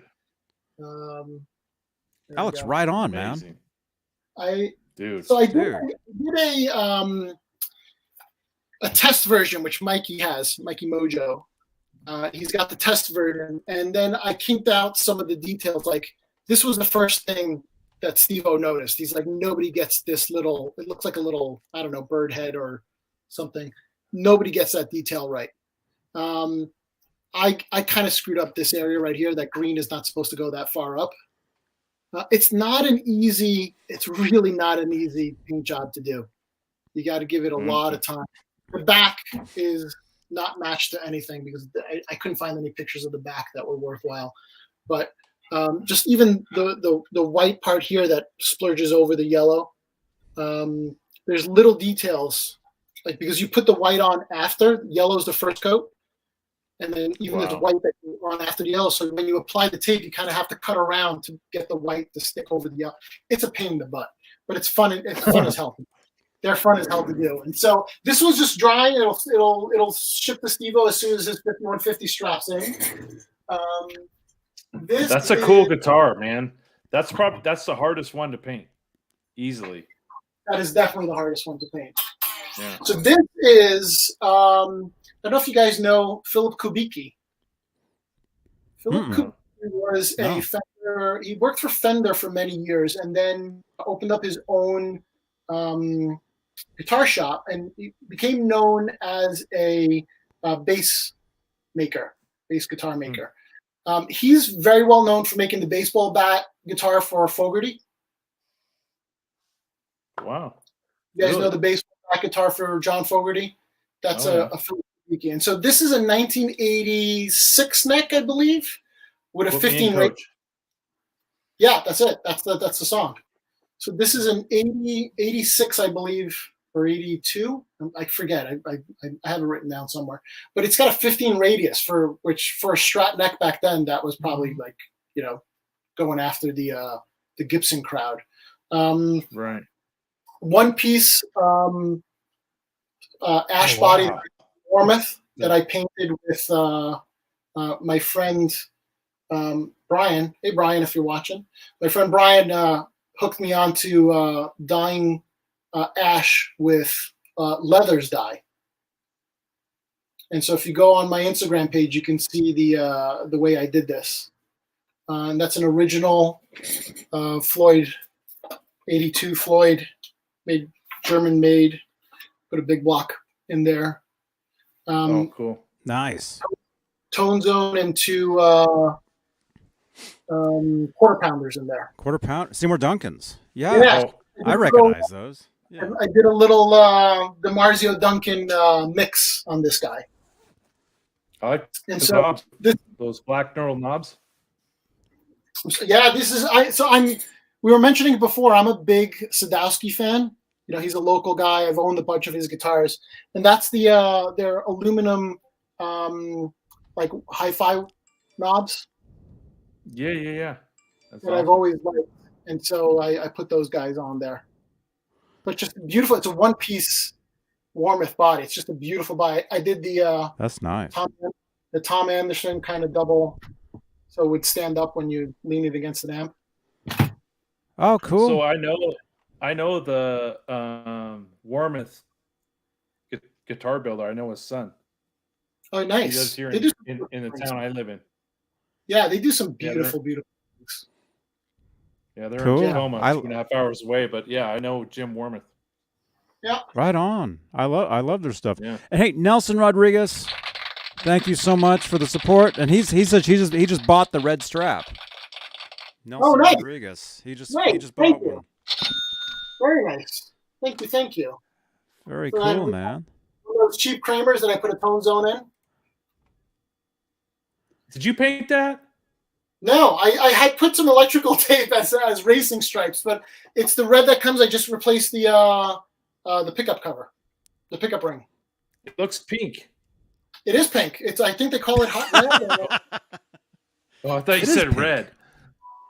That's a cool guitar. Thank you. Well, I do this because I keep this one in E flat, and obviously we all know that with Floyd's, it's just a pain to tune down and do all that fun stuff. So this one I use just if I want to do a E real quick, or I keep this one in E flat. That one stays in E. And then the last one that I'm building right now is that's the one I was asking about. What's that one? This is an 80s Charvel body. Oh, it's a Model 3. I know where this is. I ordered a Locky neck for us, a roasted table neck for this. Authentic German gold Floyd. But it's an 80s basswood body. Ordered some brass. Look at that. One Brass spring, really, screws? or is that just the way it came? No, this is it came with just the body. I ordered everything. Mike Hickey, which is, you guys know Mike Hickey. He's Joe Bonamassa's guitar tech. Oh, yeah. Mm-hmm. He was nice enough to mail me the brass knobs. Big that fan go of Johnny Beane show. Yeah, he's a Oh, really, cool. really. Yeah, he mailed me 2 knobs, and he mailed me the authentic strap buttons. So this is going to get a 80s Super Distortion. Sorry, Mikey, I'm biting off of you. It's an 80s Super Distortion, and I'm probably going to put a PAF Pro in the neck on here. Oh, that'd be awesome. Yeah, play some Iron Maiden on it. Are you going to keep it cream color? I'm going to leave it like this. Yeah, it's beat up. It's got a bunch of dings and dents on it. Yeah, I'm going to keep it as cool as the mojo as it came with. That's what I'm going to keep it with. My friend's already trying to buy it. My friend Brian's already trying to buy it off of me, but we'll see. Maybe not. Right. That's cool. The cool part about that one, it's those old Charvels, those old model series used to take pickup rings that were wider, so they're a pain in the butt to find. And I found this gentleman who makes them, and I ordered 2 brass pickup rings. So that thing's going to be brassed out. It's going to be gold and brass. Cool. And so I'm looking forward to putting it together. Awesome. That's awesome. That's great, man. Yeah, thank you. Toys. We all need our toys, right? Yep. Every day. So especially with back to guitar the- straps. So those are the ones I can show you. If you want me to go to those going to be available, Lewis? So I'm hoping that she's going to mail them out on Tuesday. The lady who cuts them for me. Hopefully I'll get them by Thursday. So if they get Thursday, I'll ship them out Thursday or Friday of next week.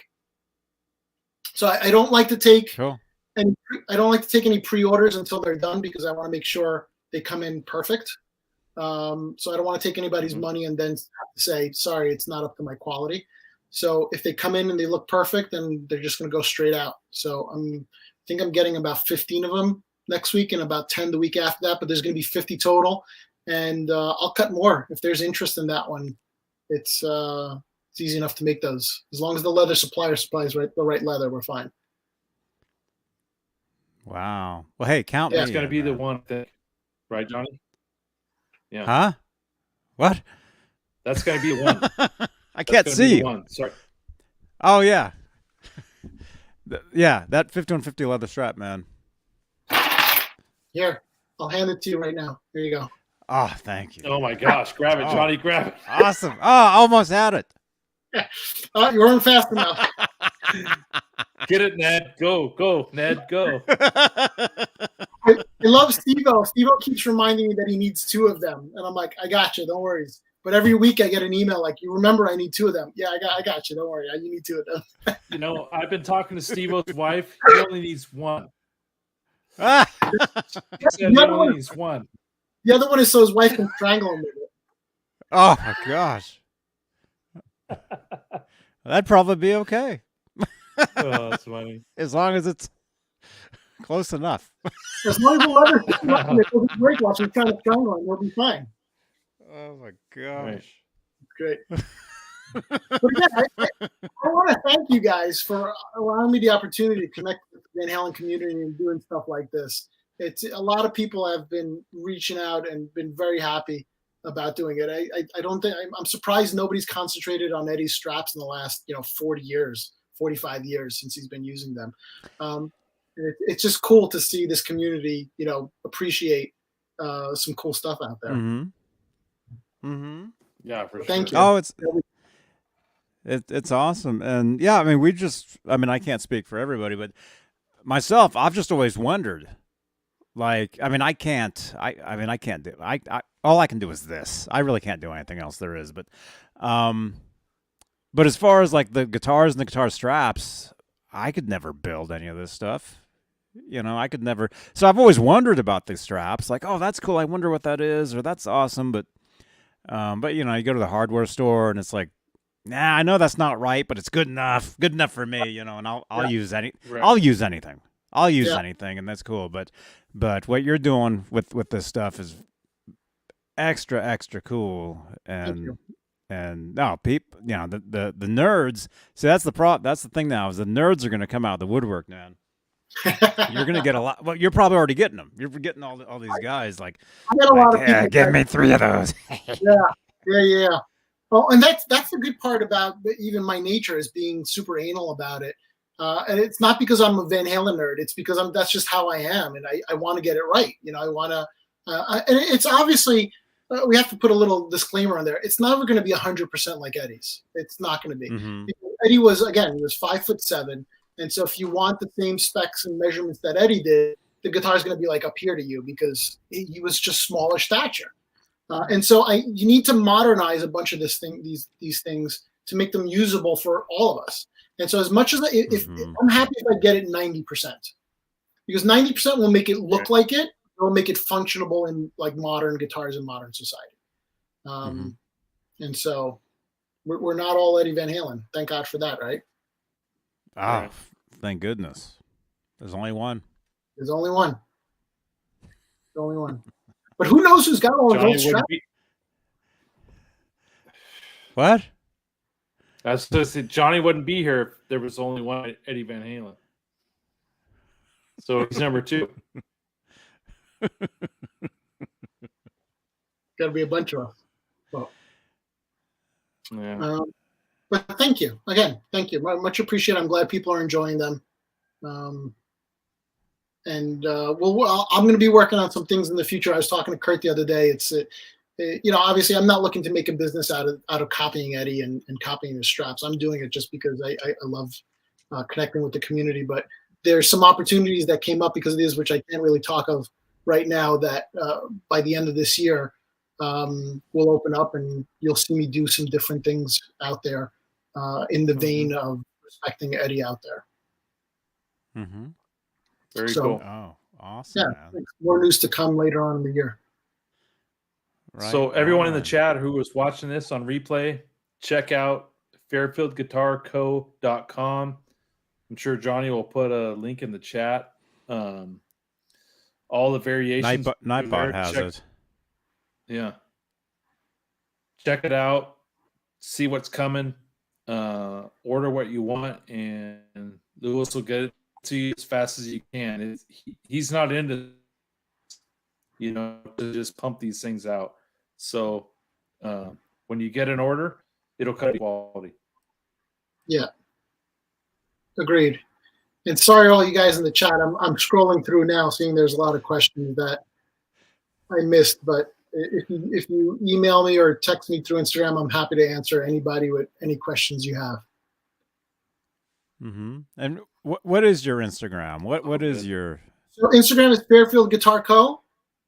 You can email me at fairfieldguitarco@yahoo.com, and fairfieldguitarco.com is the website. So I try to keep it consistent. Yeah, that's one of the keys. Is you want everything to be consistent. Correct. Even Ned knows that, right? That's right, Ned. There you go. That's chilling. Ned's like, I don't feel tardy.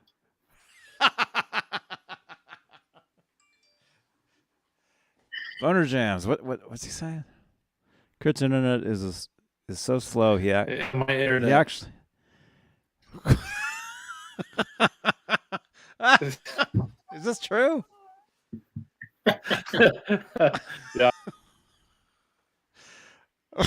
Yeah. Oh my gosh. I'm on AOL, Boner Jams. Thank you. And Jimmy Ray Hawkins. Thank you. You get that weird ooh when you sign up. Yeah, dude, I'm in the middle of nowhere. I admire that. You probably have a nicer view. So I'm like on I'm on wireless. It's frustrating. We love you all the same. Don't worry about it. Blink 2 times.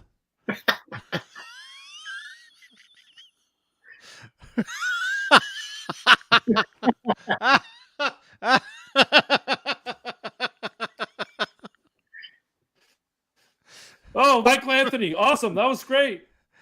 Was that an hour ago? You just saw that.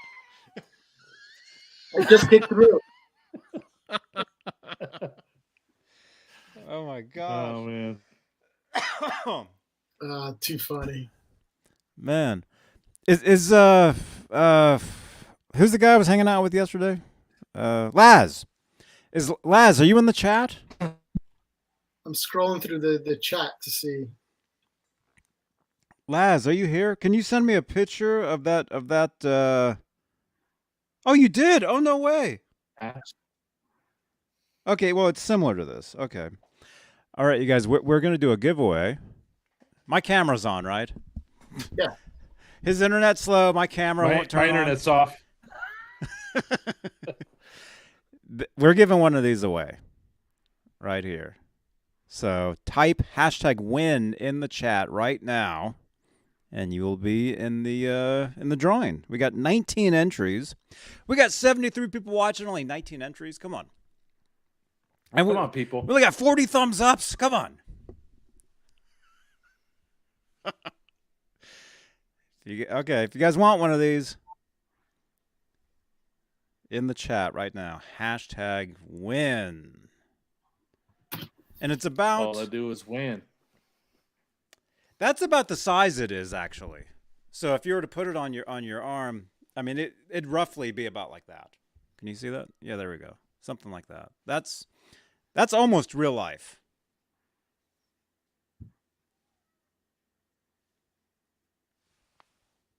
Oh, hell yeah.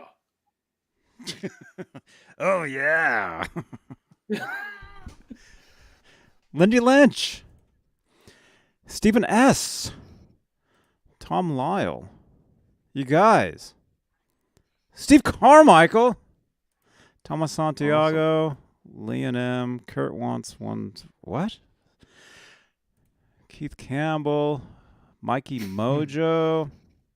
Mikey. Majestic. Dude, Majestic, we had a great time on GTA last night, man. Laz and I were actually causing insanity in there. Actually, I clipped it. It's on my second channel. Yeah, we have a great time. Do you play video games, Fairfield? Lewis? No, I watch my kids play video games. Mm-hmm. During COVID, I don't have the bandwidth to do it. Can barely play Pong. In television. He's playing Clue. Oregon Trail. Oh, that's funny. Oh, man. No, my 9-year-old son's been asking me for some of the mature video games, and I gotta wait until he's a little older, but I can't wait until he does it because I'll be playing right next to him. I'm dying to play Grand Theft Auto. Dude, we play GTA every night on Twitch, and yeah, it's insanity what happens in there, man. I gotta get him Guitar Hero though first, right? Come on, gotta get that going on. Yeah. Yep. I'm still on an Atari platform. Hey, did they ever make the Guitar Hero guitars with the Van Halen red, black, and white stripe? Or did you have to make that yourself? Did they actually sell that? I think he's going to reboot his modem.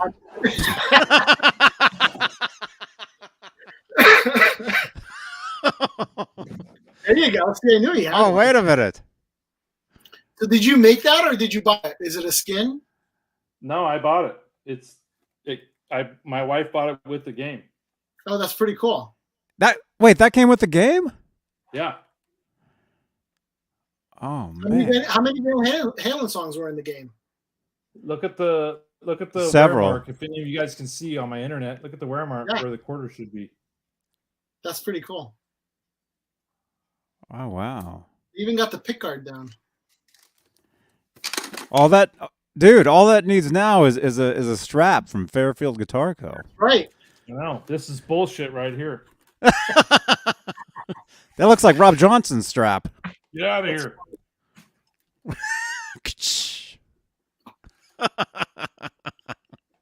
That's pretty cool. It even has the black splooge from the electrical tape. Yeah. Wow. Wow, that's great, man. That's pretty cool. Right on. Nice. Let's see. Where are we at? Okay, we got a couple more here. Let me let's do this giveaway. How many? Last chance, you guys. We got 70 people sitting in here. If you want to win a Van Halen patch, courtesy of Music Therapy Laz, courtesy of, what was his name? Patch Guy Bob or something? He's in my previous video. Check them out. Here we go. We got Bob. 30. We got 30 entries here.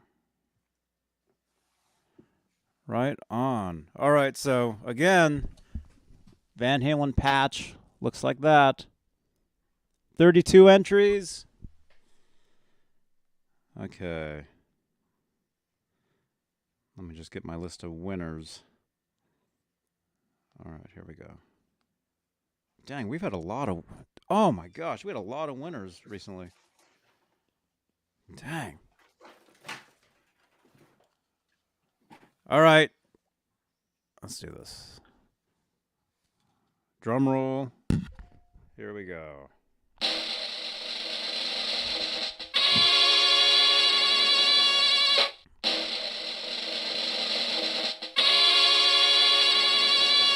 Kelly. Kelly's the winner. Congratulations. Congratulations, Kelly. You want to message me where to send, and I will get that to you. Thank you so much. Congratulations, Kelly. Congratulations. Good job, Kelly. Right on.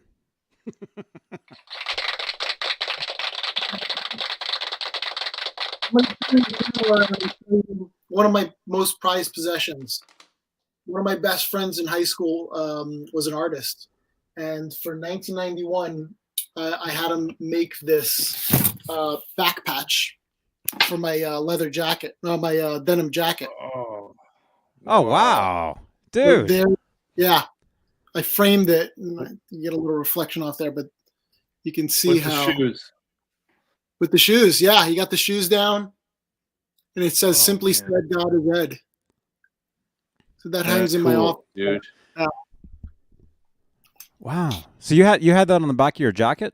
I had it. So it's basically a piece of canvas. It's like it's a drawing. Like he painted it, and I had my mom sew it on my denim jacket, and then obviously when the denim jacket went, I cut it off and I had it stored away. There's a line in the middle of it where it's been folded and stored away for 30 years. And so I found it maybe about 3-4 months ago, and I bought this box and just decided to. You can see the line like right there. But it's That's a cool era, man, with the yellow shirt and the red Music Man. Yeah, those shoes are killer. The high top. Yeah. Wow. Johnny, was that 91? That's 90 or 93. It's 91, 92 because that was that photo was the cover of Guitar World. I should know this. It was actually it was March. Yeah, March, it was March 92. March 92 Guitar World. I want to say. Hold on, I think I have. And it's a black and white. It's a black and white photo too. There actually isn't a color photo of that. March 91. Here, I got the March 91. Let's see. But yeah, I call it Eddie's John Biel. oversized T-shirt era. John Biel. John Biel, are you going to be here tomorrow? Let me know. Please. Please. I'm the only one left. Oh no. Oh, here, that's the picture I was talking about before. Yep. That I kept Oh, staring at hours and hours. Awesome. Dude, I have an Johnny autographed used to poster have of like that. 20 posters of those. I have an autographed poster of that. A NAMM, when he was signing cool. at the NAMM show that year. Oh, very So cool. I bought the poster off somebody. His name was Mike. So I have one that says to Mike, get crazy, and then Edward Van Halen, and Yeah. I'll frame it. It'll get framed. 91.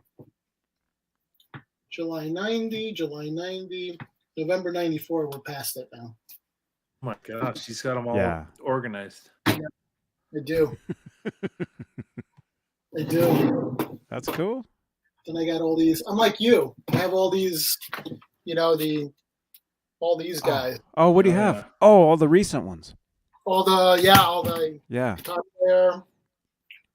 This is my latest acquisition. Oh, Yeah. Drop You the know, there's ball, like Rich. like four other covers of that, right? Right. This is the one you gave away a couple of weeks back. Oh yeah.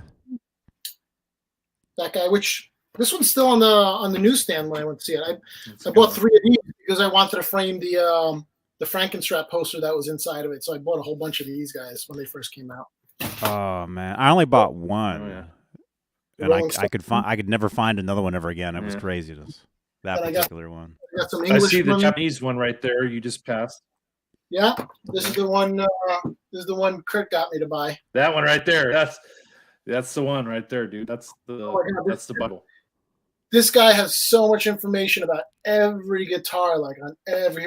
Here, I'll show you something really cool. This is a picture I stared at for a couple hours.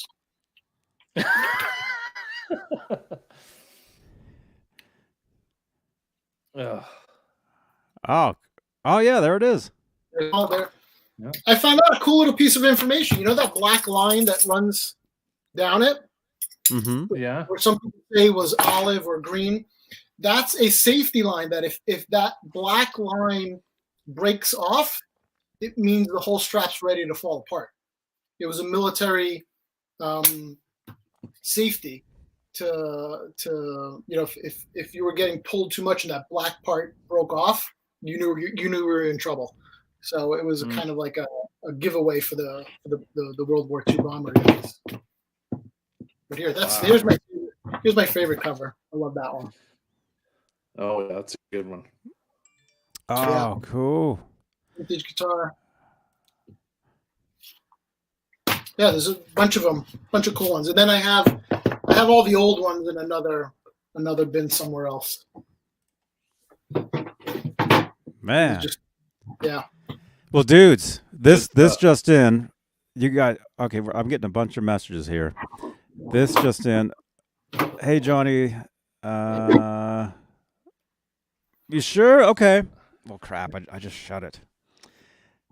Everybody's gotta go get this. Oh, dude. I've got that in That's a my good one. iPad. The I've book. got the iPad version. The cover alone is awesome. He's got a new one. He's got a new one coming out. Got a new one coming out. It's the one that he might have a couple left. You can go get them. You can get them signed by him. Yeah, he's got a new one coming out for I think in the next 3 months. He's got a new one coming out.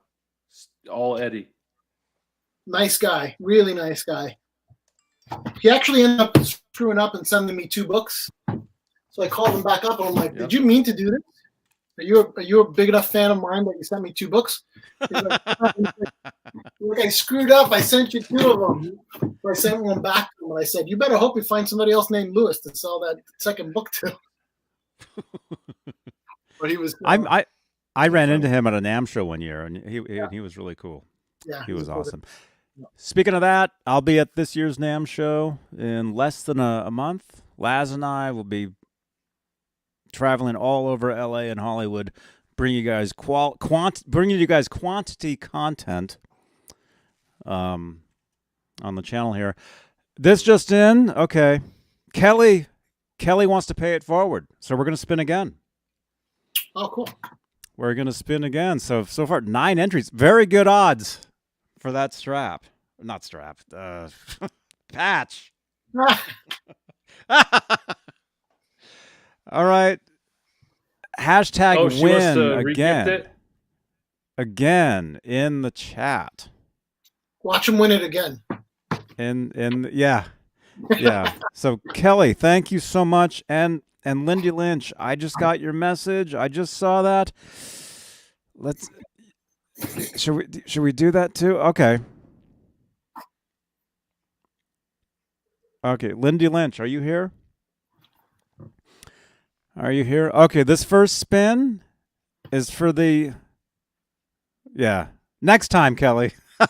Next time we'll do that. Okay, so this first spin will be for the patch.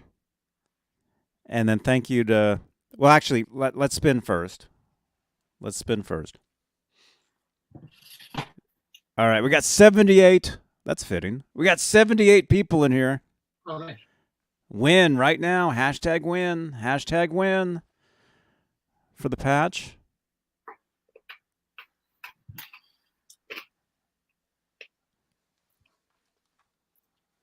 All right. All right. Where's the okay, patch.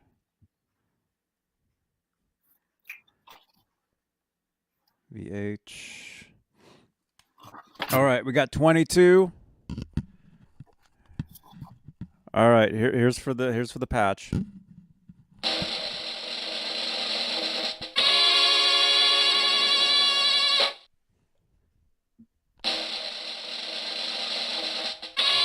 Whoa. Steve-O 5150. There's a hotel room burning down. Steve-O 5150. All right, Steve-O 5150, you win the patch. Message me on WhatsApp. Where's the phone number? You guys should have it memorized by now. 415-952-3263. Message me. Ned's biting my foot. This is not rigged. Honest. Okay, and thank you to Lindy Lynch. We are also giving away an Eddie Van Halen Funko Pop. Oh, cool. So we're gonna spin again. Thank you, Lindy. And Steve-O, just make Yep. sure that you document this video, that your wife doesn't think you bought the patch. Make sure she knows that you won it, so she doesn't give you no. Oh no. Yeah. Oh yeah. We'll call. Oh him out. yeah. There's too many O's on that Steve-O, though. Oh yeah. All right. Oh, he's laughing right now. All right, Steve-O, message me for the patch. Compliments of Music Therapy Laz. Thank you to Patch Bob off Telegraph Avenue. Patch, Lindy Lynch has a new inbox Funko Pop, so we're gonna spin for that right now as well. Wow. So here we go.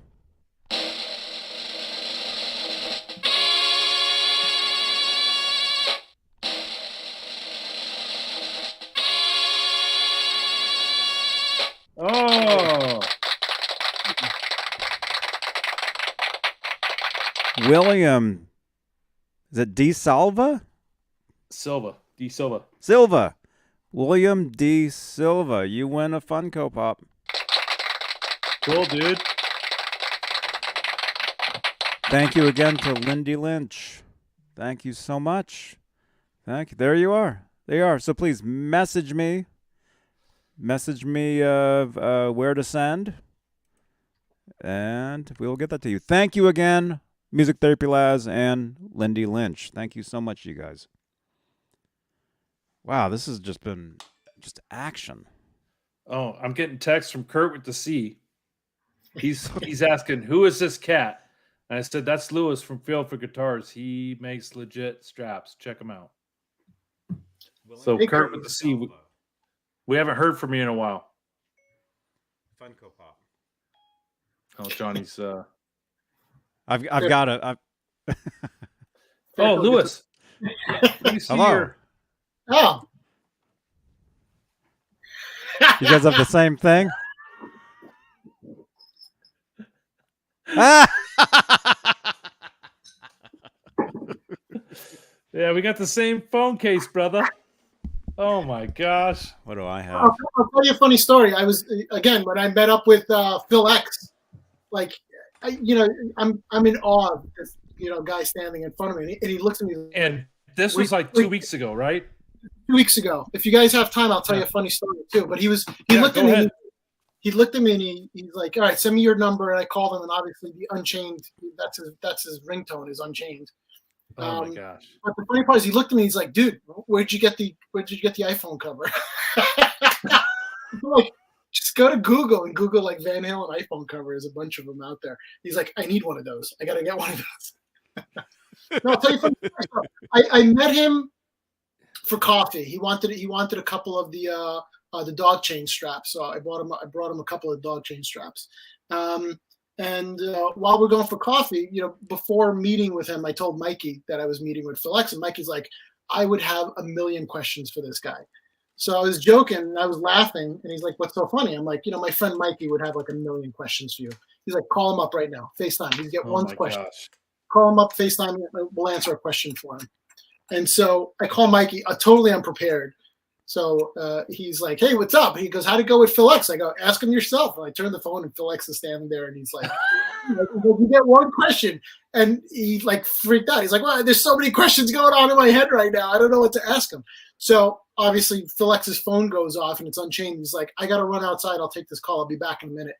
And Mikey's like, "What should I ask him? Should I ask him Bon Jovi?" I'm like, "This is somebody who met Eddie Van Halen and spent time with him. Ask him about Eddie Van Halen." He's like, "You're right." And so he came back and we asked him about, or Mikey asked him about Eddie Van Halen. He told us the story, which I sent to Johnny earlier in the evening. He had it on his Instagram. He was practicing in a studio in Hollywood, and Eddie wasn't happy with his tone out of his amp. And he heard Phil X playing, and he went in there and he's like, "What amp are you playing?" And I got to get the details of the amp because I'm not great with this information. But basically, he said it was an Evil Robot Combo prototype, which was a you'll see it on. It was a Megatone Tone Master replica, Wow. and like I have 100 of those in a garage somewhere. And Phil X was like, I've read about this, garage with all these amps in it. And he's got a whole bunch of these amps in there. But it was the night that Eddie's garage, right? Eddie's garage. Eddie's got 100 of those tone masters stored away. But he liked Phil X's tone that night. And Phil X said it was the first time I saw the Frankie with a Wolfgang neck on it. And Phil X posted a picture. If you go to Phil X's Instagram, you'll see the picture of Eddie with the Frankenstrap with I'm trying to find Frankenwolf. Frankenwolf is what it's called. That's right. That's right. So that was a cool story that he was telling us about that. I ended up trading in the 1971 quarter for one of his picks. It was cool. Oh, he gave you a quarter? No, I gave him a quarter for. I had a quarter that they have the 3 holes or the 4 holes in the quarter, and I had one on my keychain. I just keep one on my keychain. And we just got to talking, and I was like, he's like, "I can't take this from you because I just gave it to him." Because he's like, "That's cool." And so I was like, "I'll take a pick for it." He just pulled out a pick and he gave it to me. But us Van Halen fans, we have like, there's another one. I got a ton of these 1971 quarters. Oh yeah, we got them stacked up. Yeah, but he's Canadian, so I guess you can't find them up there. So I was like, "You should put a little loony on yours." Oh wow. So it was cool. He's cool. He's just as cool as he seems on social media. You know what? I thought he really does seem down to earth. I thought I was just going to go meet him, give him the straps, say thank you, and like leave him be because I don't want to bother those guys too much. And he was like, "Let's go grab a coffee." It was wow. He needed to wake up, I guess. So he's like, "Let's go get a coffee." And he just hung out for. I met Kurt. Kurt Daimler was there. Met the guys in the crew, the bus, and they're just really cool, down to earth guys, and they made me feel at home, and I was honored to just get to spend that much time with him. He was answering a whole bunch of questions, and I'm not an extreme gearhead, so Mikey, I think, fulfilled that for him, talking about amps and guitars and stuff. So, and I was just kind of like, you must be tired. I'm like, you just ended Bon Jovi and went straight towards, to Kurt's without, I figured you'd go home and take a break. And he was like, nope, going straight through. And so, he's opening up for Ingve. They're opening up for Ingve. Cool. They're opening up for Ingve. So, but yeah, really down to earth guy, really nice guy. Yeah. And Johnny, we should have Mikey Mojo on one of these shows in the future because he's got a great collection. Definitely. And yeah, for sure. Definitely. Yeah. Come here. Yeah. No, but cool Definitely. cat. Definitely. Here's a cool cat for you. There's Oh, Ned, thank you. Somebody the other day called him Ned Zeppelin. Oh, that's funny. Ned Ned Dealer then. Three Amigos. Right? That's great. Wow. I'm trying to read all these comments. A bunch of cool. Yeah. There's a lot of them. Yeah. So Lewis, hopefully can increase your website, touches. You can sell a couple of extra straps. We're 70 plus watching the show right now. A majority of the guys are huge Van Halen fans. So anyone looking for a strap from 78 to 86, Lewis is going to have it. My biggest problem is you could So send me check it out. more pictures finding Eddie with some off straps that he wants me to. That I just won't do it anymore. I'm done. Oh, like I think 6 straps is enough. Yeah, you're probably good. Yeah, a I'm good minute. for a while. Good for a while. where is that picture? I posted one at one point. I'm never gonna be able to find it. I posted. I've got I run an EVH Gear Instagram. I call it EVH Gear Live. It's by, and Good I one. posted a picture one time, and somebody like in the comments is like who cares, I care. because the picture I posted was Eddie had a totally different guitar strap than what he normally used. Yeah. I don't know if you saw this one. If I can find this, here it is. Boy. How did I even find this? Check this out. Oh boy, Lewis. All right, I so- hope you're strapped down. Oh, you take notes. Look at that. Oh no! I've seen that picture too. It looks like a Oh, belt. God. It's a belt. I think my uncle had that belt. So you'll be looking for that one now, huh? That's a Johnny Beane hat backwards. That's Yeah. right. I know that Oh, picture dude. too. I've seen that picture before. Michael There you Anthony, fan Yeah, of the show.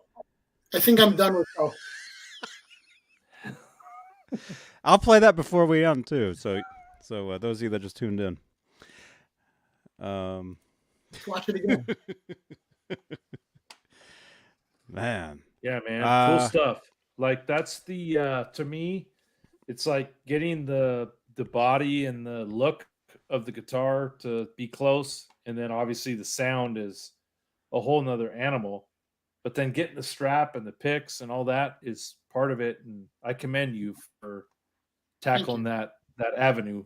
And us in the Van Halen community appreciate you for sure. Yeah, thank you. Well, I still owe you one. You still got to send me a pair of jeans so I can put those leather patches on it.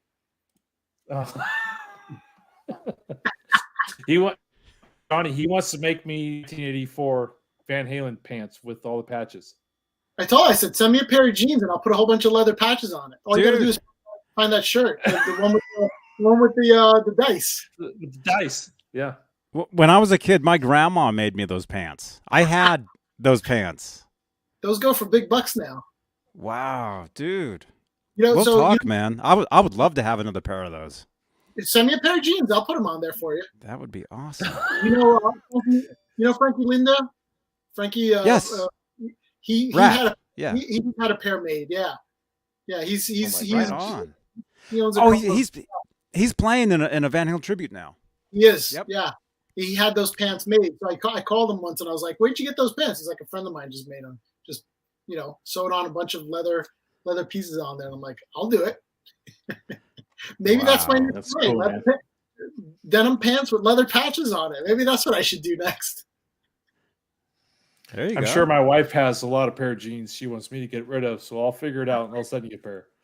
There you go. I have the leather fit. Don't worry.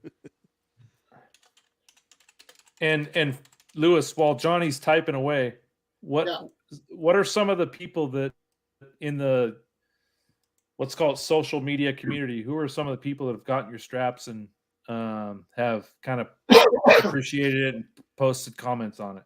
Yeah, so a ton of nice people, obviously, across the country. A lot of support. Up to date, I've sold 126 of the bomber straps, so there's a bunch of those out there. But Phil X is obviously the biggest guy. He used them on Jovi. He's using them now. He's got that Explorer, and he wanted to put it on the Explorer because it mimicked that that Ibanez that Eddie had. He's got another one on a. Let's see if I can find the picture real quick. He's got another one on a Kramer. He's got a red Kramer, and he put the one on the Kramer too. Mike Hickey was a huge influence on me. Mike, I've been following Mike Hickey for years. I know, he's Joe Bonamassa's guitar tech, but I know he watches Johnny's show. I would expect. I know a guy that knows him. Actually, now that I think about it, he watches the show. That's cool. I've seen him in the chat. Yeah. Oh, cool. Right on. Yeah, and he watches the show. He was cool. He's very helpful with me getting the name out there. There's a video of him doing an unboxing a couple of weeks ago. Yeah. Awesome. So Frankie's I just shipped him a bomber strap because he just got from EVH. He got the Shark, so he needed the bomber strap. But he ordered the Franken strap when he was on tour with the Van Halen cover band, the rope strap. Pete Horn got one. Caleb's. I gotta send Caleb a 5150 strap. He needs one of those. Cool. Caleb, very cool guy. He was helping me trying to get down the solo to little guitars a little while ago. Like I got. He's amazing. Yeah. So cool guy. Who else? I'm trying to think. I know. There's the one with Phil X with the Kramer. Yeah, I saw that. It looks like your guitar, Kurt. It does. Mike Kramer. Yep. Yeah, that's your Kramer. Who else off the top of my head? Let's see. Jeff. Unchained 81. Yeah. Jeff Grobel. Yeah. Huge supporter. Yeah, he's a really cool guy. Posted some really cool pictures the other day of his dog chain. He got one of the first dog chain straps. He also put me in touch with not Frankie. What's his name? Philip Schaus. He's the guitarist for Ace Frehley and Gene Simmons. He's also in that band Accept. They're going to be touring Europe in the summertime, and he just got one for his guitars. One of the guys from 9 Inch Nails. I don't want to say who because they bought it without making too much of a fuss. But there's been some cool people out there. A lot of Van Halen fans, obviously, out there. Mm-hmm. But awesome, been fun. Man. It's cool. Steve-O, Mikey, and Kurt own almost everything I make. Yeah, and the 51 strap when that comes available, yes, put sir. it on the YouTubes. I'll buy Johnny's and myself. If you cool. Get us one, I'll purchase both. Yeah. Absolutely. Kurt, thank you so much, man. That'll be on there. Yeah. Dude. Thank you. Yeah, for sure. And it's funny. That's our favorite guitar, like for sure. All the money goes back straight to more straps. So don't think I'm bankrolling this thing. This thing is just to support this community. Don't tell my wife that. She thinks I'm making money here. Oh, Yeah. Just that she's like, how many more straps did you make? Only one more. Meanwhile, there's like 4. Yeah, for sure. Man. Well, hey, I think we're good, right? We're good. Very good. Thank you. Awesome. I start to feel bad after it goes over like 2 hours. I start to feel horrible. But hey, Lewis, Fairfield Guitar Co. Thank you so much, man. Thank you guys. Thank you so much for being here.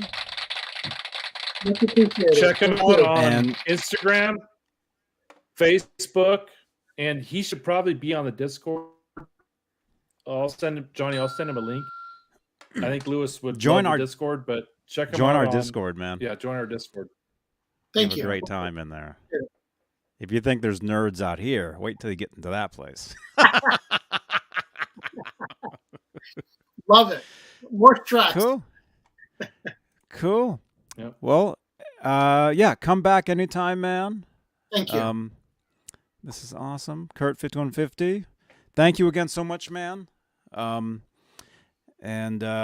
thank you everybody for watching this. And before everybody splits, I just got this video processed. This is a video from yesterday.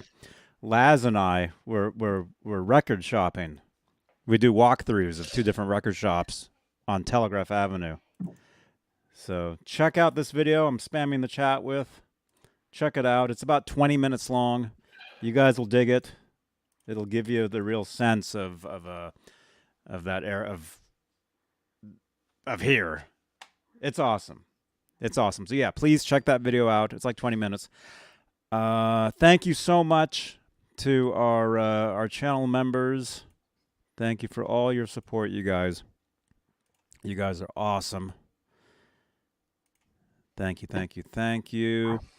And we'll see you guys tomorrow night for John BL's Saturday Night Live. There it is. We'll have fun.